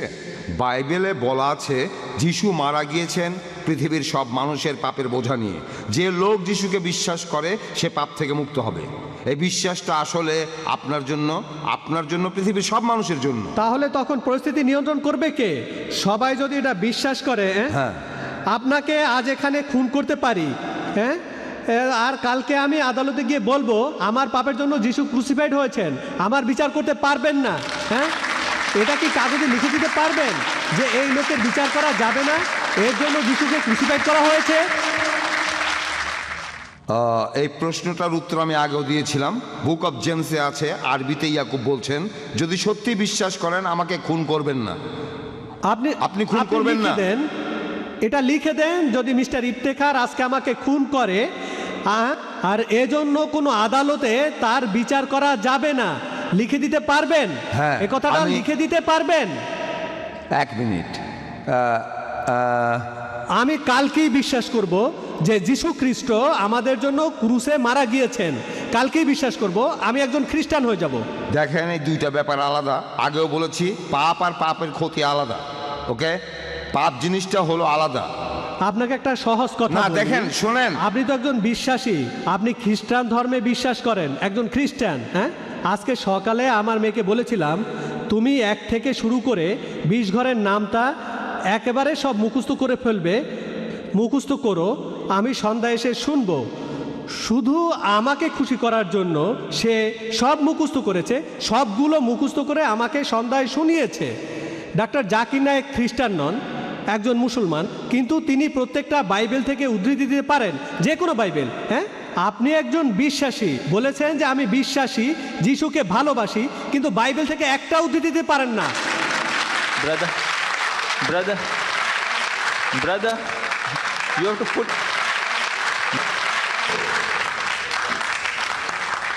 আমি আপনাকে অনুরোধ করব একটু শান্ত হন আর আপনার প্রশ্নটা করেন। দয়া করে মন্তব্য করবেন না যে বক্তারা কি জানেন বা জানেন না। আচ্ছা, আপনি আপনার প্রশ্নটা করেছেন, এবার উত্তরটা শুনুন। আমি এই কথা আগেও বলেছি, একটা জিনিস হলো পাপ, আরেকটা হলো পাপের ফলাফল।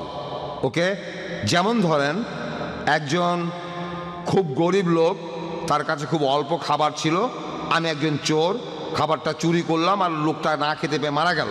ওকে, এর কয়েকদিন পর একজন ধার্মিক লোক আমাকে বলল তুমি চুরি করেছো, এটা করা উচিত নয়। তখন আমি বুঝলাম যে এমন অপরাধ করে ফেলেছি যেটার ক্ষতিপূরণ নেই, আমার অপরাধের কারণে একজন মানুষ মারা গেছে। তবে সেই লোক বললেন তোমার মুক্তির জন্য আমি যিশুর কাছে প্রার্থনা করেছি।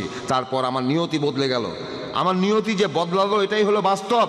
বাইবেলেও এই কথাই বলা হয়েছে, ঈশ্বরও এই কথাই বলছেন। এই ক্ষতিপূরণ কি করে করতে পারি? আমি একজনকে মেরে ফেলেছি, তার খাবার চুরি করেছি, এর উত্তর হলো না, পুলিশ আমাকে অ্যারেস্ট করবে, তারপর সেই দেশের আইন অনুযায়ী আমার ফাঁসি হয়ে যেতে পারে। হ্যাঁ, আমি যে অপরাধ করেছি তার ফলাফলগুলো আমাকে মেনে নিতেই হবে, কিন্তু আমার আত্মা নিরাপদ, কারণ আমার নিয়তি বদলে গেছে। ঈশ্বর আমাকে সব পাপ থেকে মুক্তি দিয়েছেন। কিন্তু যে ক্ষতি আমি করেছি সেটা বেশ বড় ক্ষতি, আর সেটার মূল্য এই পৃথিবীতেই আমাকে দিয়ে যেতে হবে। অনেক পাপ, সেগুলো এত গুরুতর, সেগুলোর ক্ষতিপূরণ হয় না যদি আমি খ্রিস্টান হই। আরেকটা ঘটনা দেখেন, আমি ছোট পাপ করলাম, ধরেন সাজির সাথে প্রতারণা করলাম, তারপরে আমার অনুতাপ হতে লাগলো, ঈশ্বর আমাকে ক্ষমা করো, আমি সাজিকে ঠকিয়েছি। সাজি, এই যে আপনার পেন, এটা সেদিন আমি নিয়ে গিয়েছিলাম। এ ধরনের ছোট পাপের ক্ষতিকে পূরণ করা যায়, এসব ক্ষেত্রে সম্ভব। তবে আমার পাপের জন্য যদি অতীতে কোনো মানুষ মারা গিয়ে থাকে, এটার ক্ষতিপূরণ নেই, আর সব দেশে আইন আছে, তখন সেই আইনে আমার বিচার করা হবে। তাহলে একটা হলো পাপ আর একটা হলো ক্ষতি, সব ক্ষতিকে পূরণ করা যায় না। মনে করেন আমি একজন অ্যালকোহলিক, অনেক বেশি মদ খেতাম, জীবনের অনেক সময় মদ খেয়ে কাটিয়েছি। তারপর বয়স হয়ে গেলে একজন ধার্মিক লোক আমাকে বলল, ঈশ্বরের কাছে ক্ষমা চাও। আমি তখনই ক্ষমা চাইলাম আমার প্রভু যিশুর নামে, আর তখনই আমি পাপমুক্ত হয়ে গেলাম, একেবারে তখনই আমি পাপমুক্ত হয়ে গেলাম। ঈশ্বর আমার নিয়তি বদলে দিলেন। তবে আমি সারা জীবন ধরে প্রচুর বিয়ার খেয়েছি, আর আমার লিভারে পচন ধরে গেল। তারপর আস্তে আস্তে আমার লিভার পচে আমি মরে গেলাম। যে পাপগুলো করেছিলাম সেগুলো আমার জীবনের ক্ষতি করেছে, তবে থ্যাঙ্ক গড আমার আত্মার ক্ষতি হয়নি। হ্যাঁ, এভাবে পাপ করে নিজের অনেক ক্ষতি করে ফেলেছি আমি, তবে আত্মার ক্ষতি হবে না, কারণ আমি ক্ষমা চেয়েছি। ফ্রি গিফট ঈশ্বর উপহার দিচ্ছেন, ঈশ্বর আমাকে পাপমুক্ত করছেন, এটা আমার প্রাপ্য না, তারপরও যিশুর জন্য করছেন। এটা হলো একটু অদ্ভুত লেনদেন। যিশু আমার পাপ নিয়ে নিজে বহন করছেন, অন্য কেউ এই কাজ করতে চাইবে না। আশা করি আপনার উত্তরটা পেয়েছেন। আমাকে মোটেও সন্তুষ্ট করতে পারেননি। হ্যাঁ ভাই, এই প্রশ্নটাই আজকের অনুষ্ঠানের শেষ প্রশ্ন। আমি দর্শক শ্রোতাদের অনুরোধ করব, অনুষ্ঠান শেষ হয়ে গেলেও 2-3 মিনিট বসে থাকার জন্য, সামান্য কিছুক্ষণ অপেক্ষা করবেন। হ্যাঁ ভাই। আমার নাম সান্ডি ম্যাথিউ, একজন ম্যান পাওয়ার কনসালটেন্ট। আমার কোম্পানির নাম sigma man power and marketing private limited. আচ্ছা, আমার প্রশ্ন ডক্টর জাকির নায়েকের কাছে। আজকের বিতর্কের টপিকটা হলো, ওয়াজ ক্রাইস্ট রিয়েলি ক্রুসিফাইড? অন্য আরেকটা প্রশ্ন করে এই প্রশ্নটার উত্তর পাওয়া যাবে না, যুক্তি সেই কথাই বলে। আজকের বিতর্কের টপিক এটা নয় যে যীশুখ্রিস্ট পুনরুত্থিত হয়েছেন কি না। আপনি আজকে আপনার লেকচারে এভাবেই বললেন, আর পুনরুত্থানের ব্যাপারটা নিয়ে শুধুমাত্র বাইবেলেই বলা হয়েছে, আর খ্রিস্টানরা সবাই এটা বিশ্বাস করে। আপনার লেকচারে এই কথাটাও বলেছেন যে আপনি বিশ্বাস করেন না যে বাইবেল মহান ঈশ্বরের বাণী। তারপরে আপনি উদ্ধৃতি দিয়েছেন বাইবেল থেকেই, আর আপনি বলেছেন যে যীশুখ্রিস্ট পুনরুত্থিত হননি। তারপর বলেছেন এজন্য যীশুখ্রিস্ট ক্রুশবিদ্ধ হয়ে মারা যাননি।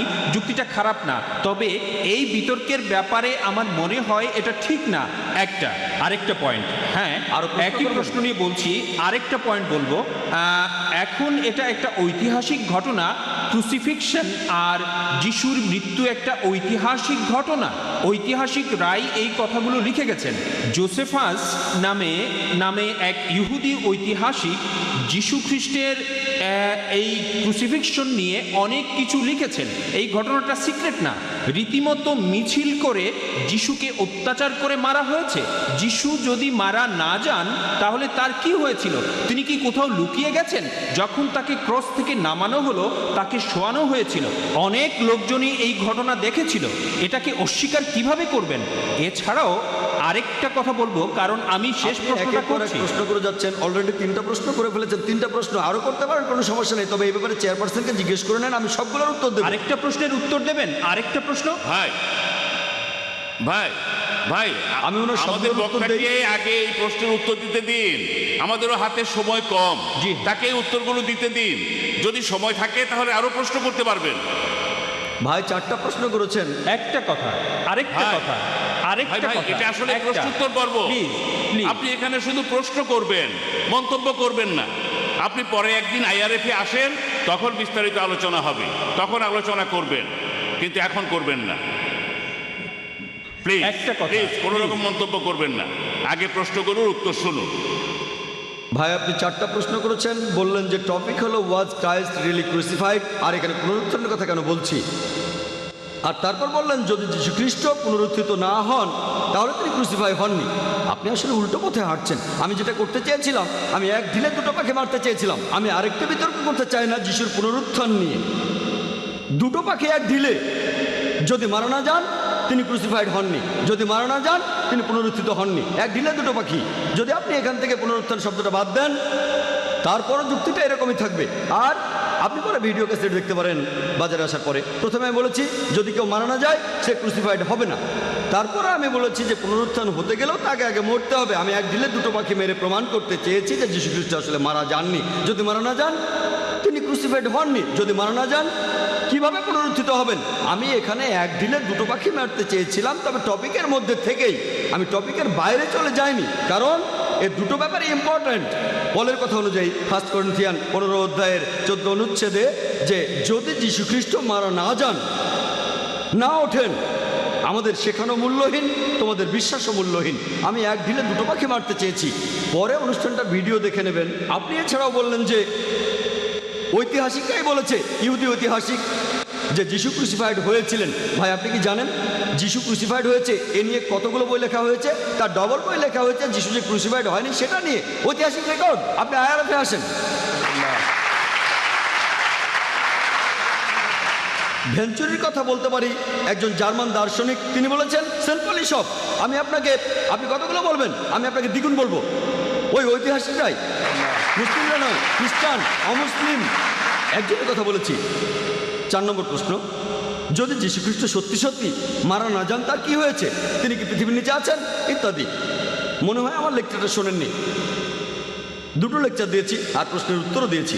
সেখানে পরিষ্কার করে বলেছি সূরা নিসার 157 নম্বর আয়াতে উল্লেখ করা হয়েছে ও আমা কাতালু আমা সালাবু, তারা তাকে হত্যা করেনি, ক্রুশবিদ্ধ করেনি, কিন্তু তাদের এমন বিভ্রম হয়েছিল। পরের আয়াত সূরা নিসার 158 নম্বর আয়াতে উল্লেখ আছে যে আল্লাহ সুবহানাহু ওয়া তাআলা তাকে নিজের কাছে তুলে নিয়েছেন। আমি বলেছি যে জীবিত অবস্থায় তাকে তুলে নিয়েছেন আল্লাহ নিজের কাছে। আল্লাহ সুবহানাহু ওয়া তাআলা যীশু খ্রিস্টকে উপরে তুলে নিয়েছেন তার নিজের কাছে। এছাড়াও পবিত্র কোরআনে সূরা ইমরানের 55 নম্বর আয়াতে উল্লেখ করা হয়েছে আল্লাহ তাকে জীবিত তুলে নিয়েছেন। যীশু খ্রিস্ট আবারও পৃথিবীতে আসবেন। আপনার 4টা প্রশ্নের উত্তর দিয়েছি। আর আমাদের প্যাস্টর বললেন, আগের প্রশ্নে ওনার বলা উত্তরটা নিয়ে বলছি, প্রত্যেক খ্রিস্টানের কাছ থেকে নতুন নতুন কথা শুনি। তিনি বললেন কিছু ক্ষতি আছে যা পূরণ করা সম্ভব নয়। প্যাস্টর বলেছেন, এখানে রেকর্ড হচ্ছে। তার মানে যিশু কিছু পাপের প্রায়শ্চিত্ত করতে পারবেন না। এখান থেকে যেটা বুঝলাম, কোনো খ্রিস্টানের সাথে পরিচয় হলে তাদের মতবাদ সম্পর্কে নতুন কথা শুনি। তাহলে ছোটোখাটো পাপ হলে যীশু খ্রিস্ট তার প্রায়শ্চিত্ত করেছেন, বড় পাপের প্রায়শ্চিত্ত তিনি করেননি, সেরকমই বুঝলাম। হ্যাঁ ভাই, আপনি আর কিছু বলবেন? ভাই আপনি মন্তব্য না করে আরেকটা প্রশ্ন করতে পারেন, কারণ এখনো আমাদের হাতে 2-3 মিনিট সময় আছে। তবে বক্তাকে এই প্রশ্নের উত্তর 3 মিনিটের মধ্যেই দিতে হবে। হ্যাঁ ভাই, তাড়াতাড়ি প্রশ্ন, তাড়াতাড়ি উত্তর, 3 মিনিটের মধ্যে। আপনি আপনার লেকচারে বাইবেলের উদ্ধৃতি দিয়ে যুক্তি দেখালেন, আর আজকের topic was the Christ really crucified. এ ব্যাপারে আপনার কোরআন কি কথা বলছে? কোরআন একটা কথা বলেছে, আপনি সেই কথাটা বলেছেন, তারপর সেটা বারবার বলছেন। এটা কিন্তু যুক্তি না। আমি বললাম ঈশ্বর একজন, তারপর এই একই কথা 20 বার বললাম। এটা কোনো যুক্তি না। যুক্তি দিলে তাহলে কোরআনের কথার পক্ষে কোনো প্রমাণ দেখাবেন যে যিশু ক্রুসিফাইড হননি, কোরআনের নিজস্ব কথা বাদে। আমি উত্তরটা শুনতে চাই, দর্শকদের হাততালি শুনতে চাই না।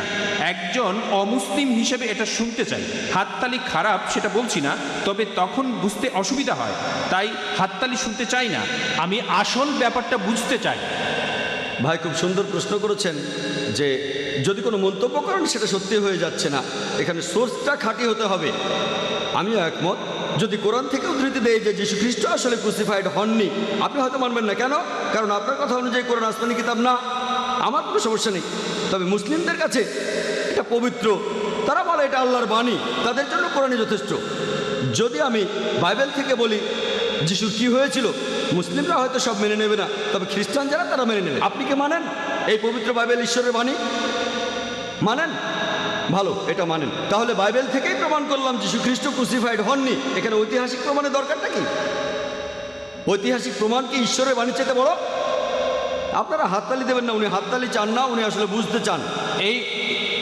এই প্রমাণটা, এটা তো বিশ্বাসের ব্যাপার। বাইবেল তো বিশ্বাস করি, এজন্যই তো বলছি আপনি এটা মানলেই হলো। আমি এখানে অখ্রিস্টানদের বোঝাতে আসিনি। অখ্রিস্টানদের জন্য ঐতিহাসিক প্রমাণ লাগবে, আরেকটা বিতর্ক হবে।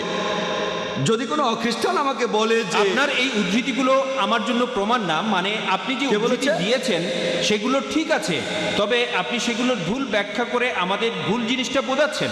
আচ্ছা, ভাই আমার নামে অভিযোগ করলেন আমি উদ্ধৃতি দিয়েছি কিন্তু প্রসঙ্গ ছাড়া বলেছি। আপনি প্রসঙ্গটা বলেন, নো প্রবলেম, আমরা একে অন্যকে বোঝার চেষ্টা করছি। IRF-এ আসেন, আপনি প্রসঙ্গটা বলেন, তারপর আলোচনা করব। একদিন চলে আসেন, আমি আপনার সাথে অবশ্যই দেখা করব।